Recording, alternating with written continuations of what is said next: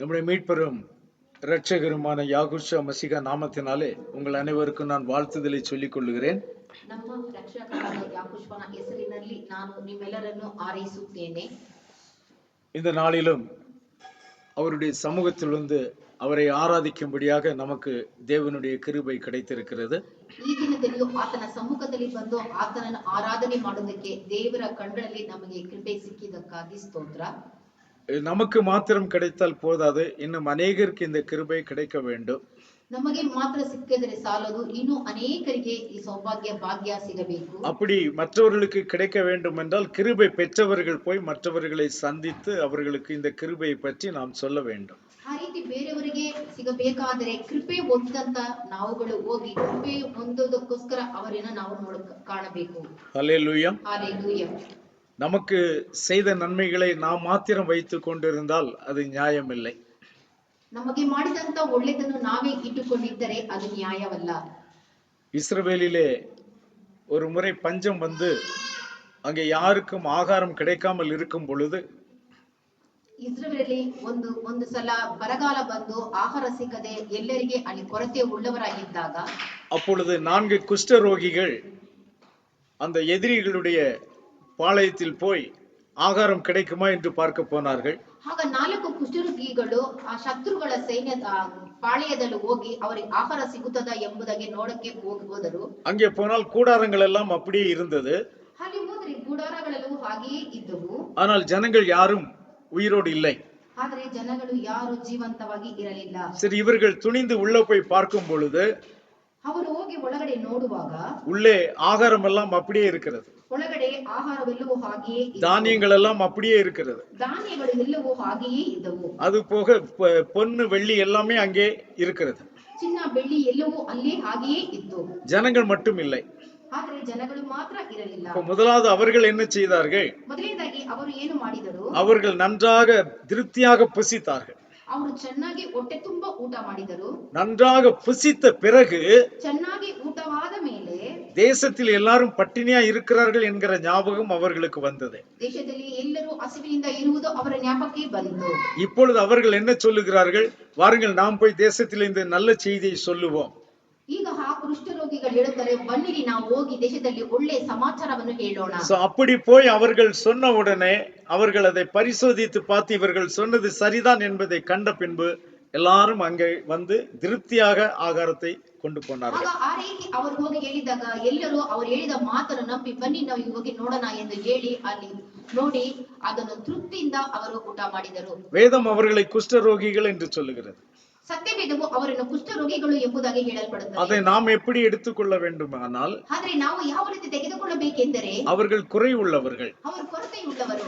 ஏதோ ஒரு விஷயத்தில் அவர்கள் குறை உள்ளவர்கள். ಯಾವುದೋ ಒಂದು ವಿಷಯದಲ್ಲಿ ಅವರು ಕೊರತೆ ಉಳ್ಳವರಾಗಿದ್ದರು. ஆனால் அப்படி குறை உள்ளவர்களாய் இருக்கும்போது அவர்கள் தங்கள் குறைகளை பற்றி அவர்கள் நினைக்காதபடிக்கு தேசத்திற்கு நன்மை செய்ய வேண்டும், நமக்கு கிடைத்த ஆகாரம் தேசத்தில் உள்ளவர்களுக்கும் கிடைக்க வேண்டும் என்று எண்ணினார்கள். ಆ ರೀತಿ ಕೊರತೆ ಉಳ್ಳವರು ತಮ್ಮಲ್ಲಿರುವ ಕೊರತೆಯನ್ನು ನೆನೆಸಿಕೊಳ್ಳದೆ ಅವರು ಊರಲ್ಲಿರುವ ದೇಶಕ್ಕೆ ಹೋಗಿ ಅಲ್ಲಿರುವವರಿಗೆ ಕೊರತೆ ನೀಗಿಸುವುದಕ್ಕೋಸ್ಕರ ಅವರು ಅದನ್ನು ಆ ರೀತಿ ಮಾಡಿದರು. அப்படி அவர்கள் போய் அந்த ஆகாரத்தை கொண்டு வந்து தேசத்துக்கு கொடுத்தபடியினாலே தேசம் செழிப்படைந்தது. ಆ ರೀತಿ ಆ ಆಹಾರವನ್ನು ತೆಗೆದು ಅವರಿಗೆ ಕೊಟ್ಟಾಗ ಆ ದೇಶ ಸಮೃದ್ಧಿ ಆಯಿತು. எல்லாரும் தின்று திருப்தி அடைந்தார்கள். ಎಲ್ಲರೂ ತಿಂದು ತೃಪ್ತಿ ಹೊಂದಿದರು. சோ இன்றைக்கு அந்த குஷ்டரோகிகள் என்கிற இடத்திலே நாம் இருக்கிறோம். ಈ ದಿನದಲ್ಲಿ ಆ ಕುಷ್ಠರೋಗಿಗಳ ಸ್ಥಳದಲ್ಲಿ ನಾವಿದ್ದೇವೆ. நமக்கு இங்கே ஆகாரம் சம்பூரணமாய் கிடைக்கிறது. ನಮಗೆ ಇಲ್ಲಿ ಆಹಾರವು ಸಂಪೂರ್ಣವಾಗಿ ಸಿಗುತ್ತದೆ. ஆனால் தேசம் பட்டினியா இருக்கிறது. ಆದರೆ ದೇಶವು ಹಸಿವಿನಿಂದ ತುಂಬಿದೆ. அப்ப நாம் செய்ய வேண்டியது என்ன? ಹಾಗಿದ್ದ ಮೇಲೆ ನಾವು ಮಾಡಬೇಕಾದುದು ಏನು? இந்த நல்ல செய்தியை போய் ஜனங்களுக்கு நாம் சொல்ல வேண்டும். ಈ ಒಳ್ಳೆಯ ಸಮಾಚಾರವನ್ನು ತೆಗೆದುಕೊಂಡು ಹೋಗಿ ನಾವು ಜನಗಳಿಗೆ ಹೇಳಬೇಕು. இங்கே திருப்தியான ஆகாரம் இருக்கிறது. ಇಲ್ಲಿ ತೃಪ್ತಿ ಹೊಂದುವಂತ ಆಹಾರ ಇದೆ. நீங்கள் வந்தால் உங்களுக்கும் திருப்தியான ஆகாரம் கிடைக்கும். ನೀವು ಬಂದರೆ ನಿಮಗೂ ಇಲ್ಲಿ ತೃಪ್ತಿ ಹೊಂದುವಂತ ಆಹಾರವು ಸಿಗುತ್ತದೆ என்று நாம் ஜனங்களுக்கு சொல்ல முடியும் ಎಂಬುದಾಗಿ ನಾವು ಜನರಿಗೆ ಹೇಳಬಹುದು. ஜனங்களிடத்திலே பேசும் பொழுதுதான் நமக்கு தெரிகிறது ಜನರ ಬಳಿಯಲ್ಲಿ ಮಾತನಾಡುವಾಗಲೇ ನಮಗೆ ಗೊತ್ತಾಗುವುದು அவர்களுக்கு சரியான ஆகாரம் கிடைப்பதில்லை. ಅವರಿಗೆ ಸರಿಯಾದ ಆಹಾರ ಸಿಗುತ್ತಿಲ್ಲ. ஹல்லேலூயா. ஹalleluya. ஆனால் இங்கே நாம் திருப்தியாக புசித்துக் கொண்டிருக்கிறோம். ಆದರೆ ನಾವು ಇಲ್ಲಿ ತೃಪ್ತಿಯಿಂದ ಊಟ ಮಾಡುತ್ತಿದ್ದೇವೆ. ஆக இதை போய் நாம் ஜனங்களுக்கு சொன்னால் ಇದನ್ನು ಹೋಗಿ ನಾವು ಜನರಿಗೆ ಹೇಳಿದರೆ பசியுள்ளவர்களும் தாகம் உள்ளவர்களும் இங்கே கடந்து வருவார்கள். ಹಸಿವಿನಿಂದ ಇರುವವರು ದಾಹದಿಂದ ಇರುವವರು ಇಲ್ಲಿಗೆ ಬಂದು ಸೇರುವರು. ஹல்லேலூயா. ஹalleluya. அதை செய்யாத வரைக்கும் நம்முடைய ஆவிக்குரிய வாழ்க்கையிலும் ஒரு முன்னேற்றமும் உண்டாகாது. ಆ ರೀತಿ ಮಾಡದೆ ಇರುವ ತನಕ ನಮ್ಮ ಆತ್ಮಿಕ ಜೀವನದಲ್ಲಿ ಯಾವ ಬದಲಾವಣೆಯೂ ಆಗುವುದಿಲ್ಲ. நாம் மாத்திரம் சாப்பிட்டு பருகி கொண்டே பெருத்து கொண்டே இருப்போம். ನಾವು ತಿಂದು ಹೆಚ್ಚುತ್ತಲೇ ಇರುತ್ತೇವೆ. ஆனால் அவர்களோ அங்கே மடிந்து கொண்டிருப்பார்கள், செத்து கொண்டிருப்பார்கள். ಆದರೆ ಅಲ್ಲಿಯೂ ಅವರು ಸಾಯುತ್ತಿರುವರು. ஆனால் கணக்கு கேட்கிறவர் ஒரு நாள் நம்மிடத்திலே கணக்கு கேட்பார். ಆದರೆ ಲೆಕ್ಕ ಕೇಳುವವರು ಒಂದು ದಿನ ನಮ್ಮ ಬಳಿಯಲ್ಲಿ ಬಂದು ಲೆಕ್ಕ ಕೇಳುತ್ತಾರೆ. இந்த தேவன் என்ன சொல்லுகிறார் அவருடைய வார்த்தையிலே? ದೇವರು ತನ್ನ ವಾಕ್ಯದಲ್ಲಿ ಏನನ್ನು ಹೇಳುತ್ತಾರೆ? யோவேல் தீர்க்கதரிசியின் புத்தகம் 2ஆம் அதிகாரம் 26ஆம் வசனத்தில் அவர் சொல்லுவதை கவனியுங்கள். Joel chapter 2 verse 26. ಯೋವೇಲ್ ಪ್ರವಾದಿಯ ಪುಸ್ತಕ 2ನೇ ಅಧ್ಯಾಯ 26ನೇ ವಚನ. ನೀವು ಹೊಟ್ಟೆ ತುಂಬ ಊಟ ಮಾಡಿ ತೃಪ್ತಿಗೊಂಡು ನಿಮಗಾಗಿ ಅದ್ಭುತ ಕಾರ್ಯಗಳನ್ನು ಮಾಡಿದ ನಿಮ್ಮ ದೇವರಾದ ಯಾಕೋಬನ ನಾಮವನ್ನು ಕೊಂಡಾಡುವಿರಿ.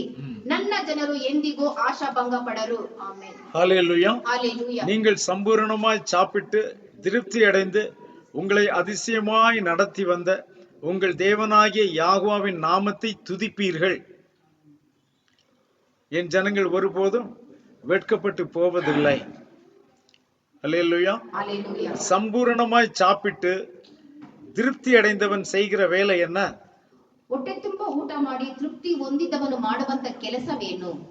தன்னை அதிசயமாய் நடத்தி வந்த தேவனாகிய யாகோவாவின் நாமத்தை துதிப்பார்கள். ತನ್ನನ್ನು ಅದ್ಭುತವಾಗಿ ನಡೆಸಿಕೊಂಡು ಬಂದಂತ ದೇವರ ನಾಮವನ್ನು ಅವರು ಕೊಂಡಾಡುವರು. ஹல்லேலூயா. ஹalleluya. நீங்கள் துதிக்கவில்லை என்று சொன்னால், ನೀವು ಸ್ತೋತ್ರ ಮಾಡಲಿಲ್ಲ ಎಂದರೆ ஆகாரம் கிடைத்தும் நீங்கள் அதை புசிக்கவில்லை என்று அர்த்தமாகிறது. ಆಹಾರ ಸಿಕ್ಕಿದರೂ ನೀವು ಅದನ್ನು ಊಟ ಮಾಡಲಿಲ್ಲ ಎಂಬುದಕ್ಕೆ ಅರ್ಥ. ஏன்னா சாப்பிட்டீர்களானால் கண்டிப்பாக நீங்கள் அவரை துதிக்காமல் இருக்க முடியாது. ಊಟ ಮಾಡಿದರೆ ಖಂಡಿತವಾಗಲೂ ನೀವು ಆತನನ್ನು ಸ್ತುತಿಸದೇ ಇರುವುದಿಲ್ಲ. ஹல்லேலூயா. ஹalleluya. அதே போல ஏசாயா 43ஆம் அதிகாரம் 21ஆம் வசனத்தை நாம் பார்த்தால், ஐசாயா chapter 43 verse 21. ಯೆಶಾಯ ಪ್ರವಾದಿಯ ಪುಸ್ತಕ 43ನೇ ಅಧ್ಯಾಯ 21ನೇ ವಚನ. ನನ್ನ ಸ್ತೋತ್ರವನ್ನು ಪ್ರಚಾರ ಪಡಿಸಲಿ ಎಂದು ನಾನು ಸೃಷ್ಟಿಸಿಕೊಂಡ ಆಪ್ತ ಜನರ ಜನಪಾಲಕ್ಕಾಗಿ இல்ல, அடுத்த வருஷம். இந்த ஜனத்தை எனக்கென்று ஏற்படுத்தினேன், இவர்கள் என் துதியை சொல்லி வருவார்கள். ನಾನು ಅರಣ್ಯದಲ್ಲಿ ಮಾರ್ಗವನ್ನು ಏರ್ಪಡಿಸಿ ಹಡವಿಯಲ್ಲಿ ನದಿಗಳನ್ನು ಹರಿಸುವೆನು. சரி நீங்க வாசிங்க வாசிங்க வாசிங்க. ನನ್ನ ಸ್ತೋತ್ರವನ್ನು ಪ್ರಚಾರ ಪಡಿಸಲಿ ಎಂದು ನಾನು ಸೃಷ್ಟಿಸಿಕೊಂಡ ಆಪ್ತ ಜನರ ಜಲಪಾನಕ್ಕಾಗಿ ನಾನು ಅರಣ್ಯದಲ್ಲಿ ನೀರನ್ನು ಒದಗಿಸಿ ಅಡವಿಯಲ್ಲಿ ನದಿಗಳನ್ನು ಹರಿಸುವನಾದ ಕಾರಣ ನರಿ, ಉಷ್ಣ ಪಕ್ಷಿ ಮೊದಲಾದ ಕಾಡು ಮೃಗಗಳು ನನ್ನನ್ನು ಘನಪಡಿಸುವವು. அதுக்கு அடுத்த வசனம்.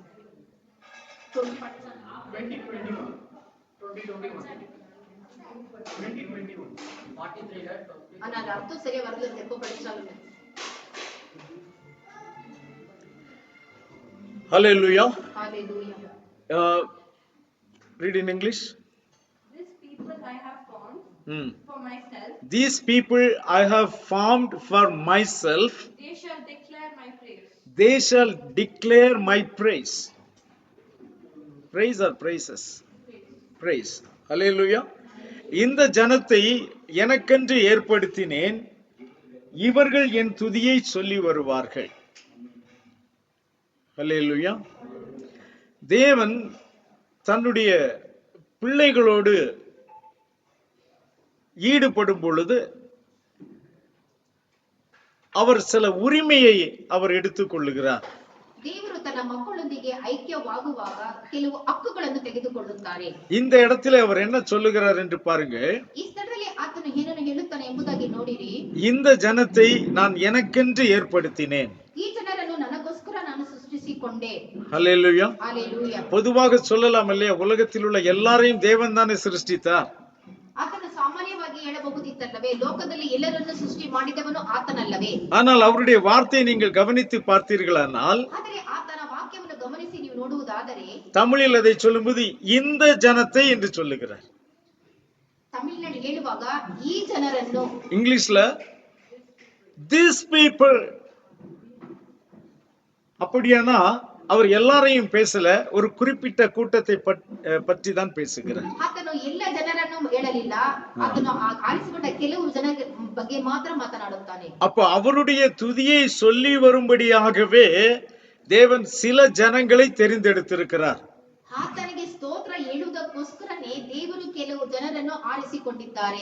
எல்லா ஜனங்களும் அவருடைய துதியை சொல்லி வரலாம், ಎಲ್ಲ ಜನರು ಆತನಿಗೆ ಸ್ತೋತ್ರ ಹೇಳಬಹುದು, ஆனால் அதையெல்லாம் அவர் ஏற்றுக்கொள்ள வேண்டும் என்று அவசியம் இல்லை. ಅದು ಎಲ್ಲವೂ ಆತನು ಸ್ವೀಕರಿಸಬೇಕು ಎಂಬ ಅವಶ್ಯಕತೆ ಇಲ್ಲ. யாருடைய துதிகளை ஏற்றுக்கொள்ள வேண்டும் என்று அவர் முன்கூட்டி தீர்மானித்து அவர்களை உருவாக்கி இருக்கிறார். ಯಾರ ಸ್ತೋತ್ರವನ್ನು ಆತನು ಸ್ವೀಕರಿಸಬೇಕು ಎಂಬುದಕ್ಕೋಸ್ಕರ ಆತನು ಮೊದಲೇ ಅವರನ್ನು ಆರಿಸಿಕೊಂಡಿದ್ದಾನೆ. இது கேட்பதற்கு ஆச்சரியமாக இல்லையா? ಇದು ಕೇಳುವುದಕ್ಕೆ ನಿಮಗೆ ಆಶ್ಚರ್ಯವಾಗಿಲ್ಲವೇ? உலகத்தில் உள்ள எல்லாரும் அவரை துதிக்க வேண்டியதுதானே. ಲೋಕವು ಎಲ್ಲವೂ ಆತನನ್ನು ಸ್ತೋತ್ರ ಮಾಡಬೇಕಲ್ಲವೇ? ஆனால் அவர் இங்க என்ன சொல்லுகிறார் பாருங்க, ಆದರೆ ಆತನು ಏನನ್ನು ಹೇಳುತ್ತಾನೆ ಎಂಬುದಾಗಿ ನೋಡಿರಿ. ஒரு கூட்ட ஜனத்தை நான் என்னை துதிக்கும்படியாக நான் ஏற்படுத்தி இருக்கிறேன் என்று சொல்லுகிறார். ಒಂದು ಗುಂಪು ಜನರನ್ನು ನನಗೋಸ್ಕರ ನಾನು ಆರಿಸಿ ತೆಗೆದುಕೊಂಡಿದ್ದೇನೆ. அதே போல இதே 43ஆம் அதிகாரத்தில் 7ஆம் வசனத்தை நாம் வாசிப்போமானால் 7th verse 43:7.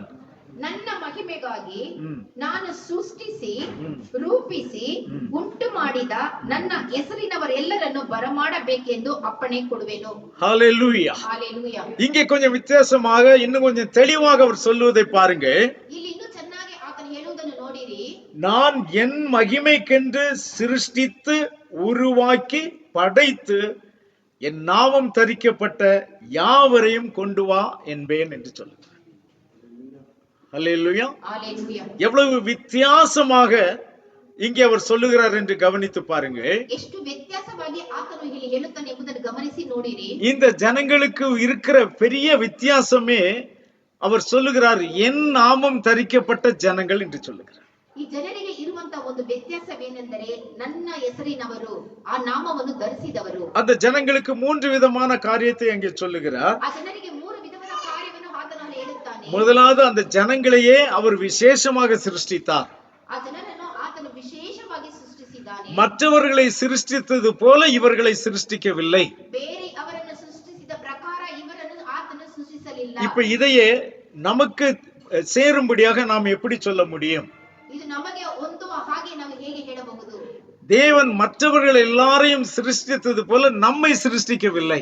ದೇವರು ಬೇರೆಯವರನ್ನು ಸೃಷ್ಟಿಸಿದ ಪ್ರಕಾರ ನಮ್ಮನ್ನು ಆತನು ಸೃಷ್ಟಿಸಲಿಲ್ಲ. அப்ப நாம் தேவனுக்கு ஒரு விசேஷித்த ஜனமாய் இருக்கிறோம். ನಾವು ದೇವರಿಗೆ ಒಂದು ವಿಶೇಷ ಜನವಾಗಿದ್ದೇವೆ. அப்ப தேவன் உலகத்தில் சிருஷ்டித்த ஜனங்களை விட்டு நம்மிடம் மாத்திரம் அவர் எப்படிப்பட்ட காரியங்களை செய்கிறார் என்று பாருங்க. ಲೋಕದಲ್ಲಿರುವ ಜನರನ್ನು ಆತನು ಬಿಟ್ಟು ನಮ್ಮಲ್ಲಿ ಮಾತ್ರ ಆತನು ವಿಶೇಷ ಕಾರ್ಯವನ್ನು ಮಾಡುತ್ತಾನೆ ಎಂಬುದಾಗಿ ನೋಡಿರಿ. மற்ற ஜனங்களை இந்த பூமியில் சிருஷ்டிக்கும் போது கடமைக்காக அவர்களை சிருஷ்டிக்கிறார். ಬೇರೆ ಬೇರೆ ಜನಗಳನ್ನು ಆತನು ಉಂಟು ಮಾಡುವುದು ಆತನು ಒಂದು ಕಾರ್ಯಕ್ಕಾಗಿ ಉಂಟು ಮಾಡುತ್ತಾನೆ. ஆனால் இந்த குறிப்பிட்ட ஜனத்தை அவர் எதற்காக சிருஷ்டிக்கிறார் என்று வசனம் சொல்லுகிறது. ಆದರೆ ಈ ಜನರನ್ನು ಆತನು ಯಾವುದಕ್ಕೋಸ್ಕರ ಸೃಷ್ಟಿಸಿದ್ದಾನೆ ಎಂದು ಹೇಳುತ್ತದೆ. நான் என் மகிமைக்கென்று சிருஷ்டித்தவர்கள். ನಾನು ನನ್ನ ಮಹಿಮೆಗೋಸ್ಕರ ಸೃಷ್ಟಿಸಿದ್ದೇನೆ. அல்லேலூயா. ஹalleluya. அப்போ என் மகிமைக்கென்று நான் ஒரு கூட்டத்தை சிருஷ்டித்தேன். ನನ್ನ ಮಹಿಮೆಗೋಸ್ಕರ ನಾನು ಒಂದು ಗುಂಪನ್ನು ಸೃಷ್ಟಿ ಮಾಡಿದ್ದೇನೆ. அப்படி சிருஷ்டித்த பிறகு அவர்களை நான் என்ன செய்தேன்? உருவாக்கினேன். ಆ ರೀತಿ ಸೃಷ್ಟಿ ಮಾಡಿದ ಮೇಲೆ ಅವರನ್ನು ನಾನು ರೂಪಿಸಿದ್ದೇನೆ. ஹalleluya. ஹalleluya. அப்போ நம்மை ஒரு உருவத்திற்கு, நம்மை ஒரு ரூபத்துக்கு அவர் கொண்டு வருகிறார். ನಮ್ಮನ್ನು ಒಂದು ರೂಪಕ್ಕೆ ಆತನು ತರುತ್ತಿದ್ದಾನೆ. சிருஷ்டித்ததோடு நம்மை விட்டு விடவில்லை. ಸೃಷ್ಟಿಸಿದ ಮಾತ್ರಕ್ಕೆ ಆತ ನಮ್ಮನ್ನು ಅಲ್ಲಿಗೆ ಬಿಡಲಿಲ್ಲ. இப்ப சிருஷ்டிக்கும் போதே அவர்களை தன்னுடைய மகிமைக்கென்று அவர் சிருஷ்டித்திருக்கிறார். ಆತನು ಸೃಷ್ಟಿ ಮಾಡುವಾಗಲೇ ತನ್ನ ಮಹಿಮೆಗೋಸ್ಕರ ನಮ್ಮನ್ನು ಸೃಷ್ಟಿ ಮಾಡಿದ್ದಾನೆ. அப்படி சிருஷ்டித்த பிள்ளைகளை அவர் என்ன செய்கிறாராம்? உருவாக்குகிறாராம். ಆ ರೀತಿ ಸೃಷ್ಟಿ ಮಾಡಿದಂತ ಮಕ್ಕಳನ್ನು ಆತನು ರೂಪಿಸುತ್ತಿದ್ದಾನೆ. உருவாக்குகிறார்னா என்ன பொருள்? ರೂಪಿಸಿದ್ದಾನೆ ಅಂದ್ರೆ ಏನು ಅರ್ಥ? சிருஷ்டிப்பும் உருவாக்குதலும் ஒரே காரியம் அல்ல. ಸೃಷ್ಟಿಸುವುದು ರೂಪಿಸುವುದು ಒಂದೇ ಕಾರ್ಯವಲ್ಲ. அவர்களை சிருஷ்டித்த பிறகு ಅವರನ್ನು ಸೃಷ್ಟಿಸಿದ ಮೇಲೆ வேறொரு நோக்கத்திற்காக அவர்களை உருவத்தை கொடுக்கிறார் அவர்களுக்கு. ಬೇರೆ ಒಂದು ಉದ್ದೇಶಕ್ಕಾಗಿ ಅವರಿಗೆ ರೂಪವನ್ನು ಕೊಡುತ್ತಿದ್ದಾನೆ. ஹல்லேலூயா. ஹalleluya. ஏன்னா அவர்கள் வேறொரு காரியம் செய்ய அவர்களை ஆயத்தப்படுத்துகிறார். ಬೇರೆ ಒಂದು ಕಾರ್ಯ ಮಾಡೋದಕ್ಕೆ ಅವರನ್ನು ಆತನ ಸಿದ್ಧ அந்த உருவத்தை கொடுத்த பிறகு ಆ ರೂಪವನ್ನು ಕೊಟ್ಟ ಮೇಲೆ இப்ப அவர்களை படைக்கிறார். ಈಗ ಅವರನ್ನು ಉಂಟು ಮಾಡುತ್ತಾನೆ. அல்லேலூயா. ಹಾಲೆಲೂಯಾ. ஒரு வகையில பார்த்தா மூன்றுமே ஒரே விஷயமாக தோன்றும். ಒಂದು ಕಡೆ ನೋಡಿದರೆ ಈ ಮೂರಕ್ಕೆ ಒಂದೇ ಅರ್ಥ ಇರಬಹುದು. அதை நாம் புரிந்து கொள்ளும் வண்ணமாக நான் சொல்லுகிறேன். ಅದನ್ನು ನಾವು ಅರ್ಥ ಮಾಡಿಕೊಳ್ಳುವ ಹಾಗೆ ನಿಮಗೆ ಹೇಳುತ್ತೇನೆ. இப்ப நாம் எல்லாரும் ஸ்கூல்ல படிக்கிறோம், ನಾವು ಎಲ್ಲರೂ ಸ್ಕೂಲಲ್ಲಿ ಓದುತ್ತೇವೆ. சரியா? அப்ப ஸ்கூல்ல படிக்கிறதுக்காக தேவன் நம்மை சிருஷ்டித்திருக்கிறார். ಸ್ಕೂಲಿನಲ್ಲಿ ಓದುವುದಕ್ಕೋಸ್ಕರ ದೇವರು ನಮ್ಮನ್ನು ಸೃಷ್ಟಿಸಿದ್ದಾನೆ. அல்லேலூயா. ಹಾಲೆಲೂಯಾ. இப்ப எல்லாரையும் எல்லா ஸ்கூல்லயும் போடுறது இல்ல. ಎಲ್ಲರನ್ನು ಎಲ್ಲ ಸ್ಕೂಲಿನಲ್ಲಿ ಹಾಕುವುದಿಲ್ಲ. சிலருக்கு தன் பிள்ளைகளை இந்த விதமான ஸ்கூல்ல போட்டாதான் இவங்க பின்னால நான் என்னவாக எதிர்பார்க்கிறேனோ அந்த ரூபத்தில் இவர்கள் வருவார்கள் என்று சொல்லுவார். ಕೆಲವರು ತಮ್ಮ ಮಕ್ಕಳನ್ನು ಈ ಶಾಲೆಯಲ್ಲಿ ಹಾಕಿದರೆ ನಾನು ಏನನ್ನು ನೆನೆಸಿಕೊಳ್ಳುತ್ತೇನೆ ಆ ರೀತಿ ನನ್ನ ಮಗು ಬರುತ್ತದೆ ಎಂಬುದಾಗಿ ಅವರು ಆ ಶಾಲೆಯಲ್ಲಿ ಮಗಳನ್ನು ಸೇರಿಸುತ್ತಾರೆ. இங்கே நமக்கு கவர்மெண்ட் ஸ்கூல்ஸ் இருக்கிறது, ಇಲ್ಲಿ ನಮಗೆ ಸರ್ಕಾರಿ ಶಾಲೆ ಇದೆ. ಅದಕ್ಕೆ பிறகு சிபிஎஸ்இ ஸ்கூல்ஸ் இருக்கிறது, ಅದಾದ್ಮೇಲೆ ಸಿಬಿಎಸ್ಇ ಶಾಲೆ ಇದೆ. அதுக்கு பிறகு ஐசிஎஸ்சி அப்படின்னு ஒரு சிலபஸ் இருக்கு, அது இதை விட மேலானது. ಅದಾದ್ಮೇಲೆ ಐಸಿಬಿಎಸ್ ಎಂಬ ಒಂದು ಶಾಲೆಯೂ ಇದೆ. இந்த ஐசிஎஸ்சி அதுக்கு மேல என்ன இருக்குதுன்னு பாத்தீங்கன்னா ಐಸಿಎಸ್ಸಿ ಶಾಲೆಗಿಂತ ಮೇಲೆ ಏನಿದೆ ಎಂದು ನೋಡಿದರೆ டிஃபென்ஸ் ஸ்கூல் இருக்கிறது. ಡಿಫರೆನ್ಸ್ ಎಂಬ ಶಾಲೆ ಇದೆ. டிஃபென்ஸ் ஸ்கூல் இருக்கிறது. சைனிக் ஸ்கூல்னு சொல்லுவாங்க. சைனிக் ஸ்கூல், மிலிட்டரி ஸ்கூல் இருக்குது. அப்ப இந்த மிலிட்டரி ஸ்கூல்ல சேர்றவங்க சின்ன வயசுலயே போய் சேர்ந்துருவாங்க. அதுல ಈ ಮಿಲಿಟರಿ ಶಾಲೆಯಲ್ಲಿ ಸೇರುವವರು ಚಿಕ್ಕ ವಯಸ್ಸಿನಲ್ಲಿ ಹೋಗಿ ಸೇರುತ್ತಾರೆ.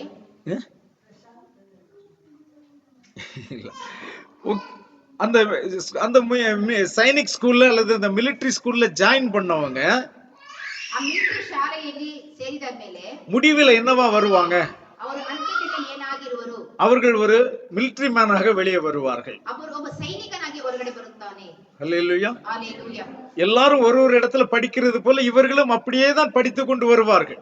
ಎಲ್ಲರೂ ಒಂದೊಂದು ಕಡೆ ಓದುವ ಹಾಗೆ ಇವರು ಆ ರೀತಿ ಓದುತ್ತಲೇ ಬರುತ್ತಾರೆ. ஆனால் கடைசியில் அவர்கள் என்னவாக வருவார்கள்? மிலிட்டரி மேனாக வருவார்கள். ಅಂತ್ಯದಲ್ಲಿ ಅವರು ಒಬ್ಬ ಸೈನಿಕನಾಗಿ ಬರುತ್ತಾರೆ. அல்லேலூயா. ஹalleluya. அப்போ அவர்களை முதலாவது சிருஷ்டிக்கிறார். ಮೊದಲನೇದಾಗಿ ಅವರನ್ನು ಸೃಷ್ಟಿಸುತ್ತಾರೆ. சைனிக் ஸ்கூல்ல அவர்களுக்கு உருவம் கொடுக்கிறார். ಆ ಮಿಲಿಟರಿ ಶಾಲೆಯಲ್ಲಿ ಅವರಿಗೆ ರೂಪವನ್ನು ಕೊಡುತ್ತಾರೆ. அத பொதுவா நாங்க எங்க மிலிட்டரியில அதை எப்படி சொல்லுவோம் தெரியுமா? அங்க போய் சேரும்போது நம்ம மேனா போய் சேர்றோம், ஒரு மனிதனாக போய் சேர்றோம். ಅಲ್ಲಿ ಹೋಗಿ ಸೇರುವಾಗ ಮನುಷ್ಯನಾಗಿ ಸೇರುತ್ತೇವೆ. வெளியே வரும்போது ஜென்டில்மேனாக வெளியே வரும். ಆದರೆ ಹೊರಗಡೆ ಬಂದುವಾಗ ಒಂದು ಜೆಂಟಲ್ಮನ್ ಆಗಿ ಹೊರಗಡೆ ಬರುತ್ತೇವೆ. அப்ப என்ன ஆச்சு? மேன்ல இருந்து நம்ம எங்க போயிட்டோம்? ஜென்டில்மேனுக்கு போயிட்டோம். இப்படியாக அந்த இடத்திலே நம்மை உருவாக்குகிறார்கள். ಈ ರೀತಿಯಾಗಿ ಆ ಸ್ಥಳದಲ್ಲಿ ನಮ್ಮನ್ನು ರೂಪಿಸುತ್ತಾರೆ. ஜென்டில்மேனா மாற்றின பிறகு நமக்கு என்ன நடக்கிறது? ಆ ಜೆಂಟಲ್ಮನ್ ಆದಮೇಲೆ ನಮಗೆ ಏನು ನಡೆಯುತ್ತದೆ? நமக்கு பதவி கொடுக்கிறார்கள். ನಮಗೆ ಅಧಿಕಾರ ಕೊಡುತ್ತಾರೆ. அப்போ சிருஷ்டித்தார்கள், ಸೃಷ್ಟಿ ಮಾಡಿದರು, உருவாக்கினார்கள், ರೂಪಿಸಿದರು, அதற்கு பிறகு படைத்தார்கள். ಅದಾದ ಮೇಲೆ ಉಂಟು ಮಾಡಿದರು. இல்லையா? இப்போ நம்ம எந்த கோர்ஸ் படித்தோமோ அது நம்மை உருவாக்கினது. ನಾವು ಯಾವ ವರ್ಗ ಓದಿದವೋ ಅದು ನಮ್ಮನ್ನು ರೂಪಿಸಿತು. சாதாரண மனுஷனை டாக்டராக உருவாக்குகிறார்கள் மெடிக்கல் காலேஜ். ಸಾಧಾರಣ ಮನುಷ್ಯರನ್ನು ವೈದ್ಯರನ್ನಾಗಿ ಮಾಡುತ್ತದೆ ಆ ವೈದ್ಯಕೀಯ ಶಾಲೆ. அதே போல அதற்கு பிறகு அந்த உருவாக்கி முடித்த பிறகு அவர்களுக்கு டாக்டர் என்கிற பதவி கொடுக்கப்படுகிறது. ಅಲ್ಲಿ ರೂಪಿಸಿದ ಮೇಲೆ ಅವರಿಗೆ ವೈದ್ಯರು ಎಂಬ ಪಟ್ಟವನ್ನು ಕೊಡುತ್ತಾರೆ. சாதாரண மனுஷன் இன்ஜினியரிங் காலேஜில் படிக்கும் போது அவர் இன்ஜினியரிங் படிக்கிறார், அங்கே உருவாக்கப்படுகிறார் இன்ஜினியராக. ಸಾಧಾರಣ ಮನುಷ್ಯನು ಅಲ್ಲಿ ಓದುವಾಗ ಇಂಜಿನಿಯರ್ ಆಗಿ ಅಲ್ಲಿ ರೂಪಿಸುತ್ತಾರೆ. அந்த இன்ஜினியரிங் முடித்த பிறகு ಆ ಇಂಜಿನಿಯರಿಂಗ್ ಮುಗಿಸಿದ ಮೇಲೆ அவருக்கு இன்ஜினியர் என்கிற பதவி கிடைக்கிறது. ಓದು ಮುಗಿದ ಮೇಲೆ ಅವರಿಗೆ ಇಂಜಿನಿಯರ್ ಎಂಬ ಅಧಿಕಾರ ಸಿಗುತ್ತದೆ. இப்போ ஒரு மனுஷனுடைய வாழ்க்கையில இப்படி 3 காரியங்கள் இருக்கிறது. ಮನುಷ್ಯನ ಜೀವನದಲ್ಲಿ ಈ ರೀತಿಯಾಗಿ 3 ಕಾರ್ಯಗಳಿವೆ. அதே போல ஆவிக்குரிய பிள்ளைகளுடைய வாழ்க்கையிலும் இந்த 3 காரியங்கள் இருக்கிறது. ಅದೇ ರೀತಿ ಆತ್ಮಿಕ ಜೀವನ ಮಕ್ಕಳಲ್ಲಿ ಈ ರೀತಿ 3 ಕಾರ್ಯಗಳು ಇರುತ್ತವೆ. ஹல்லேலூயா. ஹalleluya. நம்மையும் தேவன் முதலாவது சிருஷ்டிக்கிறார். ನಮ್ಮನ್ನು ದೇವರು ಮೊದಲನೇದಾಗಿ ಸೃಷ್ಟಿಸುತ್ತಾರೆ. எதற்காக சிருஷ்டிக்க போகிறார்? ಯಾವುದಕ್ಕೋಸ್ಕರ ಆತನ ಸೃಷ್ಟಿಸುತ್ತಾನೆ? அவருடைய மகிமைக்காக. ಆತನ ಮಹಿಮೆಗೋಸ್ಕರ. அப்ப அவருடைய மகிமைக்காக வென்று தேவன் சிருஷ்டித்த ஜனங்கள் இந்த உலகத்தில் உண்டு. ಆತನ ಮಹಿಮೆಗೋಸ್ಕರ ಉಂಟು ಮಾಡಿದಂತ ಜನರು ಲೋಕದಲ್ಲಿ ಇದ್ದಾರೆ. ஹல்லேலூயா. ஹalleluya. நாம் அதில் ஒருத்தரா இருக்கிறோமா? ಆಮೆನ್. அல்லேலூயா. Hallelujah. அப்படி மகிமைக்காக சிருஷ்டிக்கிறார் ஃபர்ஸ்ட். ಆತನ ಮಹಿಮೆಗೋಸ್ಕರ ಆತನ ಸೃಷ್ಟಿಸುತ್ತಾನೆ. சிருஷ்டிக்கப்படுவதற்கு முன்பாக அவர்களுக்கு அவர் தம்முடைய நாமத்தை தரிக்கிறார். ಸೃಷ್ಟಿ ಮಾಡೋದಕ್ಕೆ ಮುಂಚಿತವಾಗಿ முன்னால் இல்ல, கடைசியில அவர்கள் இந்த படைப்புக்கு பிறகு அவர்களுக்கு என்ன செய்கிறார்? நாமத்தை தரிக்கிறார். ಉಂಟು ಮಾಡಿದ ಮೇಲೆ ಆತನ ನಾಮವನ್ನು ಅವರಿಗೆ ಧರಿಸುತ್ತಾನೆ. அல்லேலூயா. Hallelujah. அவருடைய மகிமைக்காக அவருடைய நாமம் தரித்த பிள்ளைகள் சிருஷ்டிக்கப்படுகிறார்கள்.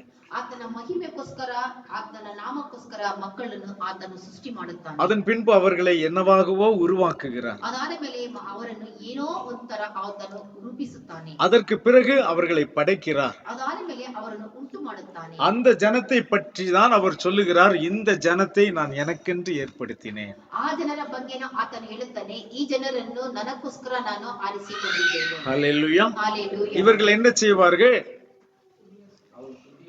அவருடைய துதியை சொல்லி வருவார்கள். ಇವರು ಆತನನ್ನು ಸ್ತೋತ್ರ ಮಾಡುತ್ತಾರೆ.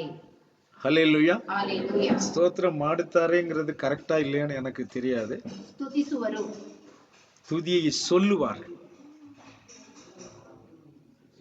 துதியை என்ன பண்ணுவாங்க? இப்ப அவருடைய துதியை பிரச்சாரம் பண்ணுவார்கள். மற்றவர்களிடத்தில் போய் அதை என்ன செய்வாங்க? துதித்து கொண்டிருப்பதுன்னா வீட்டுக்குள்ள உட்கார்ந்து துதிக்கலாம். இது அது இல்ல. துதியை சொல்லி வருவார்கள். மற்றவர்களிடத்தில் போய் அதை என்ன செய்வாங்க? அவருடைய துதியை சொல்லுவார்கள். ಬೇರೆಯವರ ಬಳಿಯಲ್ಲಿ ಹೋಗಿ ಆತನ ಸ್ತುತಿಯನ್ನು ಪ್ರಚಾರ ಪಡಿಸುವರು. இதுதான் அவர் ஏற்படுத்தினதான ஜனங்கள். ಇದುವೇ ಆತನು ಏರ್ಪಡಿಸಿಕೊಂಡಂತ ಜನ. இதுவே அவரால் போஷிக்கப்பட்ட ஜனங்கள். ಇದುವೇ ಆತನಿಂದ ಪೋಷಿಸಲ್ಪಟ್ಟಂತ ಜನ. அரைக்குறை அல்ல, சம்பூரணமாய் போஷிக்கப்பட்ட ஜனங்கள். ಅವರನ್ನು ಸಂಪೂರ್ಣವಾಗಿ ಪೋಷಿಸಲ್ಪಟ್ಟಂತ ಜನ. ஹல்லேலூயா. Hallelujah. அது மட்டுமல்ல, ಅದು ಮಾತ್ರವಲ್ಲ, இது 43ஆம் அதிகாரம் 20ஆம் வசனத்தை வாசிக்கலாம். 20 verse 20. நான் தெரிந்து கொண்ட என் ஜனத்தின் தாகத்துக்கு வனாந்தரத்திலே தண்ணீர்களையும் அவாந்தர வெளிகளிலே ஆறுகளையும் உண்டாக்குவதினால் காட்டு மிருகங்களும் வலு சர்ப்பங்களும் கோட்டான் குஞ்சுகளும் என்னை கனம் பண்ணும்.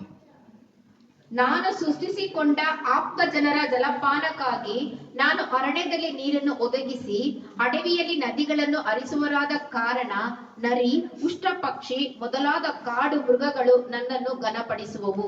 ஹல்லேலூயா. Hallelujah. அந்த வனாந்தரத்திலே தண்ணீர்களையும் அவாந்தர வெளியிலே ஆறுகளையும் அவர் யாருக்காக உண்டாக்குகிறார்? ಆತನು ಅರಣ್ಯದಲ್ಲಿ ನೀರನ್ನು ಒದಗಿಸಿ ಅಡವಿಯಲ್ಲಿ ನದಿಗಳನ್ನು ಯಾರಿಗೋಸ್ಕರ ಆತನು ಹರಿಸುತ್ತಾನೆ? தான் தெரிந்து கொண்ட ஜனத்தின் தாகத்துக்காக உருவாக்குகிறார். ಆತನು ಆರಿಸಿಕೊಂಡಂತ ಜನರ ಪಾನಕ್ಕಾಗಿ. ஹல்லேலூயா. Hallelujah. அப்போ அவர் இப்படிப்பட்ட காரியங்களை உண்டாக்குவதனாலே, அவருடைய பிள்ளைகளுக்காக தேவன் செய்வதனாலே, ಈ ರೀತಿ ತನ್ನ ಮಕ್ಕಳನ್ನು ಉಂಟು ಮಾಡಿ ತನ್ನ ಮಕ್ಕಳಿಗೋಸ್ಕರ ಆತನ ಉಂಟು ಮಾಡುವುದಕ್ಕೋಸ್ಕರ அங்கே என்ன நடக்கிறது? ಅಲ್ಲಿ ಏನು ನಡೆಯುತ್ತದೆ? காட்டு மிருகங்களும் வலு சர்ப்பங்களும் கோட்டான் குஞ்சுகளும் அவரை கனம் பண்ணுமாம். ನರಿ, ಉಷ್ಟ್ರ ಪಕ್ಷಿ ಮೊದಲಾದ ಕಾಡು ಮೃಗಗಳು ಆತನನ್ನು ಘನಪಡಿಸುವವು. ஹல்லேலூயா. Hallelujah. ஆனா அவர்களுக்கென்று உண்டாக்கப்பட்ட தண்ணி இல்லை. அது ಅವರಿಗೋಸ್ಕರ ಉಂಟು ಮಾಡಲ್ಪಟ್ಟಂತ ನೀರಲ್ಲ. இந்த காட்டு மிருகங்களுக்கோ வலு சர்ப்பங்களுக்கோ அல்லது கோட்டான் குஞ்சுகளுக்கு உருவாக்கப்பட்ட தண்ணீர் அல்லது. ನರಿ, ಉಷ್ಟ್ರ ಪಕ್ಷಿ ಮೊದಲಾದ ಕಾಡು ಮೃಗಗಳಿಗೆ ಉಂಟು ಮಾಡಿದಂತ ನೀರಲ್ಲ ಅದು. யாருக்காக உண்டு பண்ணினது? ಅದು ಯಾರಿಗೋಸ್ಕರ ಉಂಟು ಮಾಡಿತ್ತು? யாகுவா சொல்லுகிறார், நான் தெரிந்து கொண்ட என் ஜனத்திற்காக நான் உண்டாக்குவது. ನಾನು ಆರಿಸಿಕೊಂಡಂತಹ ನನ್ನ ಜನಕ್ಕೋಸ್ಕರ ನಾನು ಉಂಟು ಮಾಡಿದೆನು. ஹல்லேலூயா. Hallelujah. உண்மையாகவே நாம் தேவனால் ஏற்படுத்த ஜனமாய் இருந்தால், ನಿಜವಾಗ್ಲೂ ನಾವು ದೇವರಿಂದ ಏರ್ಪಡಿಸಿದ ಜನವಾಗಿದ್ದರೆ, அப்ப தேவன் நமக்காக ஆறுகளையும் தண்ணீர்களையும் உண்டாக்குகிறார். ಆತ ನಮಗೋಸ್ಕರ ನದಿಗಳನ್ನು ಆತನು ಅರಣ್ಯದಲ್ಲಿ ನಡೆಸುತ್ತಾನೆ. அப்ப நமக்காக உண்டாக்கப்படுகிறதான இந்த ஆற்றிலிருந்து, இந்த தண்ணியிலிருந்து ನಮಗೋಸ್ಕರ ಉಂಟು ಮಾಡಿದಂತಹ ಈ ನದಿಗಳಿಂದ அவர் தெரிந்து கொள்ளாத காட்டு மிருகங்களும் வலு சர்ப்பங்களும் கோட்டான் குஞ்சுகளும் கூட தண்ணீரை குடிக்கும். ಆತನು ಆರಿಸಿಕೊಳ್ಳದೆ ಇರುವ ನರಿ, ಉಷ್ಟ್ರಪಕ್ಷಿ ಮೊದಲಾದ ಕಾಡು ಮೃಗಗಳು ಆ ನೀರನ್ನು ಕುಡಿಬಹುದು. அவர் தெரிந்து கொண்ட ஜனமாய் நாம் இருப்போமானால், ಆತನು ಆರಿಸಿಕೊಂಡಂತ ಜನ ನಾವಾಗಿದ್ದರೆ, நம்மை அவர் ஆசீர்வதிப்பதன் மூலம் ನಮ್ಮನ್ನು ಆಶೀರ್ವದಿಸುವ ಮುಖಾಂತರ அநேகர் நன்மையை பெற்றுக் கொள்ளுகிறார்கள். ಅನೇಕರು ಒಳ್ಳೆಯದನ್ನು ಪಡೆದುಕೊಳ್ಳುತ್ತಾರೆ. ஹல்லேலூயா. ஹல்லேலூயா. அப்ப நமக்கு அவர் எவ்வளவு பெரிய இடத்தை வைத்திருக்கிறார் என்று பாருங்கள். ನಮಗೆ ಆತನು ಎಷ್ಟು ದೊಡ್ಡ ಸ್ಥಳವನ್ನು ಇಟ್ಟಿದ್ದಾನೆ ಎಂಬುದಾಗಿ ನೋಡಿರಿ. நாம் ஒருவர் ஒரு குடும்பத்தில் ரட்சிக்கப்படுவதன் மூலம் ನಾವು ಒಬ್ಬರು ಒಂದು ಕುಟುಂಬದಲ್ಲಿ ರಕ್ಷಣೆ ಹೊಂದುವುದ ಮುಖಾಂತರ அந்த முழு குடும்பமும் ரட்சிப்புக்குள் வரணும். ಆ ಪೂರ್ತಿ ಕುಟುಂಬವು ರಕ್ಷಣೆ ಒಳಗಡೆ ಬರಬೇಕು. அது கண்டிப்பாக வரும். ಅದು ಖಂಡಿತವಾಗ್ಲೂ ಬರುತ್ತದೆ. நாம் ரட்சிப்புக்குள் வருவதற்கு முன்பாக நாமும் இந்த காட்டு மிருகங்களும் கோட்டான் குஞ்சுகளுமாகத்தான் இருந்தோம். ನಾವು ರಕ್ಷಣೆ ಪಡೆಯುವುದಕ್ಕೆ ಮುಂಚಿತವಾಗಿ ಈ ನರಿ ಉಷ್ಣ ಪಕ್ಷಿ ಕಾಡು ಮೃಗಗಳ ಹಾಗೆ ನಾವು ಇದ್ದೆವು. எந்த வாலிப பிள்ளைகளும் ரட்சிக்கப்படுவதற்கு முன்பாக சரியான நேரத்தில் வீட்டுக்கு போவதே கிடையாது. ಯಾವ ಯೌವನ ಮಕ್ಕಳು ಅಷ್ಟೇ ರಕ್ಷಣೆ ಹೊಂದದೆ ಇರುವ ಮುಂಚೆ ಸರಿಯಾದ ಸಮಯಕ್ಕೆ ಮನೆಗೆ ಹೋಗುತ್ತಿರಲಿಲ್ಲ. அவர்கள்தான் இந்த கோட்டான் குஞ்சுகளை போன்றவர்கள்.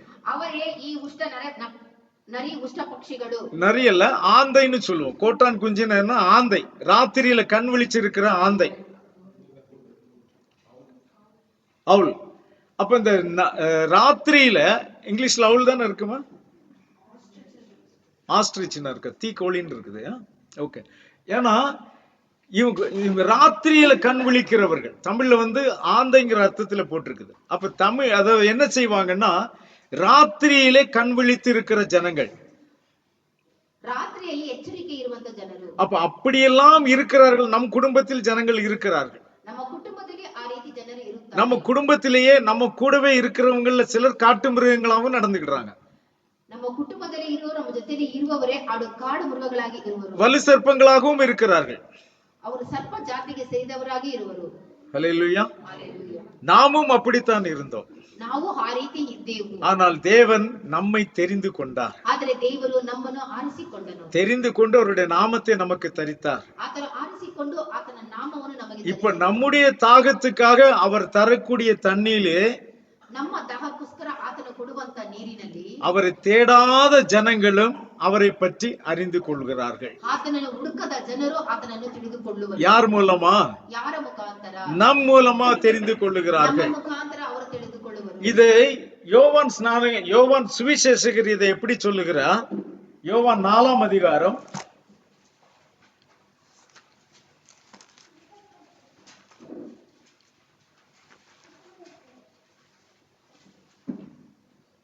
14ஆம் வசனம். ಯೆಹೋವನ ಪುಸ್ತಕ 4ನೇ ಅಧ್ಯಾಯ 14ನೇ ವಚನ. ನಾನು ಕೊಡುವ ನೀರನ್ನು ಕುಡಿಯುವವನಿಗೆ ಎಂದಿಗೂ ನೀರಡಿಕೆಯಾಗುವುದಿಲ್ಲ. ನಾನು ಅವನಿಗೆ ಕೊಡುವ ನೀರು ಅವನಲ್ಲಿ ಉಕ್ಕುವ ಹೊರತೆಯಾಗಿದ್ದು ನಿತ್ಯ ಜೀವವನ್ನು ಉಂಟು ಮಾಡುವುದು ಎಂದು ಹೇಳಿದನು. ஹல்லேலூயா. நான் கொடுக்கும் தண்ணீரை குடிக்கிறவனுக்கு ஒரு காலம் தாகம் உண்டாகாது. நான் அவனுக்கு கொடுக்கும் தண்ணீர் அவனுக்குள்ளே நித்திய ஜீவ காலமாய் ஊறுகிற நீரூற்றாய் இருக்கும். ஹல்லேலூயா. அப்ப தேவன் நமக்கு கொடுக்கிறதான அல்லது நம்மை அவர் என்னவாக மாற்றி விடுகிறார்? ದೇವರು ನಮ್ಮನ್ನು ಯಾವ ರೀತಿ ಆತನು ಬದಲಾಯಿಸುತ್ತಾನೆ, நம்மையே அந்த நீரூற்றாக, அந்த நதியாக அவர் மாற்றி விடுகிறார். ನಮ್ಮನ್ನೇ ಆತನು ಉಕ್ಕುವ ಹೊರತೆಯಾಗಿ ನದಿಯಾಗಿ ಮಾರ್ಪಡಿಸುತ್ತಾನೆ. ஆமென். ಆಮೆನ್. ஹல்லேலூயா. ஹalleluya. அப்ப நதியாக நாம் மாறின பிறகு ನದಿಯಾಗಿ ನಾವು ಮಾರ್ಪಡುವಾಗ நம்மிலிருந்து வருகிற அந்த தண்ணீரை குடித்து அநேக ஜனங்கள் தங்கள் தாகங்களை தீர்த்து கொள்வார்கள். ನಮ್ಮ ಮುಖಾಂತರ ಬರುವ ನೀರನ್ನು ಅನೇಕರು ಕುಡಿದು ತನ್ನ ದಾಹವನ್ನು ಅವರು ನೀಗಿಸಿಕೊಳ್ಳುವರು. அப்ப நம்ம ஏசாயால வாசிக்கும் பொழுது அந்த தண்ணீரை குடித்து அந்த மிருகங்களும் வலு சர்ப்பங்களும் கோட்டான் குஞ்சுகளும் என்ன செய்வான்? ನಮಗೆ ಕೊಟ್ಟಂತ ನೀರನ್ನು ಕುಡಿದಂತಹ ಮೃಗಗಳು, ಉಷ್ಣ ಪಕ್ಷಿ, ನರಿಗಳು ಏನು ಮಾಡುವವು ಎಂದರೆ யாகுவாவை கனம் பண்ணும். ಯಾಹೋವನನ್ನು ಅವು ಘನಪಡಿಸುವವು. ஹல்லேலூயா. ஹalleluya. ஜனங்கள் யாகுவாவை கனம் பண்ண வேண்டுமானால் ಜನರು ಯಾಹೋವನನ್ನು ಘನಪಡಿಸಬೇಕಾದರೆ நாமே அந்த நதியாக மாற வேண்டும். ನಾವೇ ನದಿಯಾಗಿ ಮಾರ್ಪಡಬೇಕು. அவர் நம்மை அந்த நதியாக மாற்றுகிறார். ನಮ್ಮನ್ನು ಆತನು ನದಿಯಾಗಿ ಮಾರ್ಪಡಿಸುತ್ತಾನೆ. அது நித்திய ஜீவ காலமாய் ஊறுகிற நீரூற்றாய் நம்மை அவர் மாற்றுகிறார். ಎಂದೆಂದಿಗೂ ನಿತ್ಯ ಜೀವವಾಗಿರುವ ನೀರಿನ ಹೊರತೆಯಾಗಿ ಆತನು ನಮ್ಮನ್ನು ಮಾರ್ಪಡಿಸುತ್ತಾನೆ. இதை குடிக்கிற மற்ற ஜனங்கள், ಇದನ್ನು ಕುಡಿಯುವಂತ ಬೇರೆ ಜನರು, இப்ப நமக்கு தெரியும் அந்த நித்திய ஜீவ காலமாய் ஊறுகிற நீரூற்று என்ன என்று தெரியும் நமக்கு. ಈಗ ನಮಗೆ ಗೊತ್ತಿದೆ ನಿತ್ಯವಾಗಿ ಉಕ್ಕುವಂತ ನೀರಿನ ಹೊರತೆ ಏನು ಎಂಬುದಾಗಿ. என்னது அது? தேவனுடைய வார்த்தை. அது என்னது? ಜೀವವುಳ್ಳ ವಾಕ್ಯ. தேவனுடைய ஜீவனுள்ள வார்த்தை. ದೇವರ ಜೀವವುಳ್ಳ ವಾಕ್ಯವು. அப்போ நாம் அதை இங்கே சம்பூர்ணமாய் சாப்பிட்டு திருப்தி அடைந்தபடியினால இப்ப நமக்குள்ள இருந்து என்ன செய்கிறது? அது நதியாக புறப்பட்டு வருகிறது. ನಾವು ಆ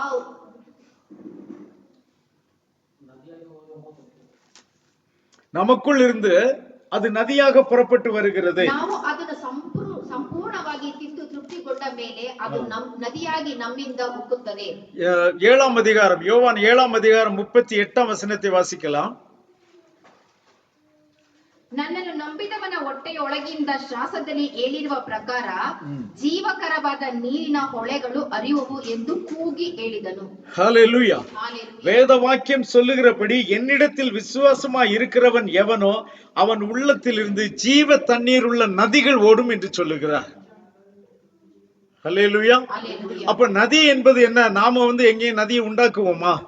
ನದಿ ಅಂದ್ರೆ ನಾವು ಎಲ್ಲಾದ್ರೂ ಹೋಗಿ ನದಿಯನ್ನು ಉಂಟು ಮಾಡುತ್ತೇವಾ? அது என்னது? நமக்குள் இருந்து ஜீவனுள்ள தேவனுடைய வார்த்தை புறப்படும்.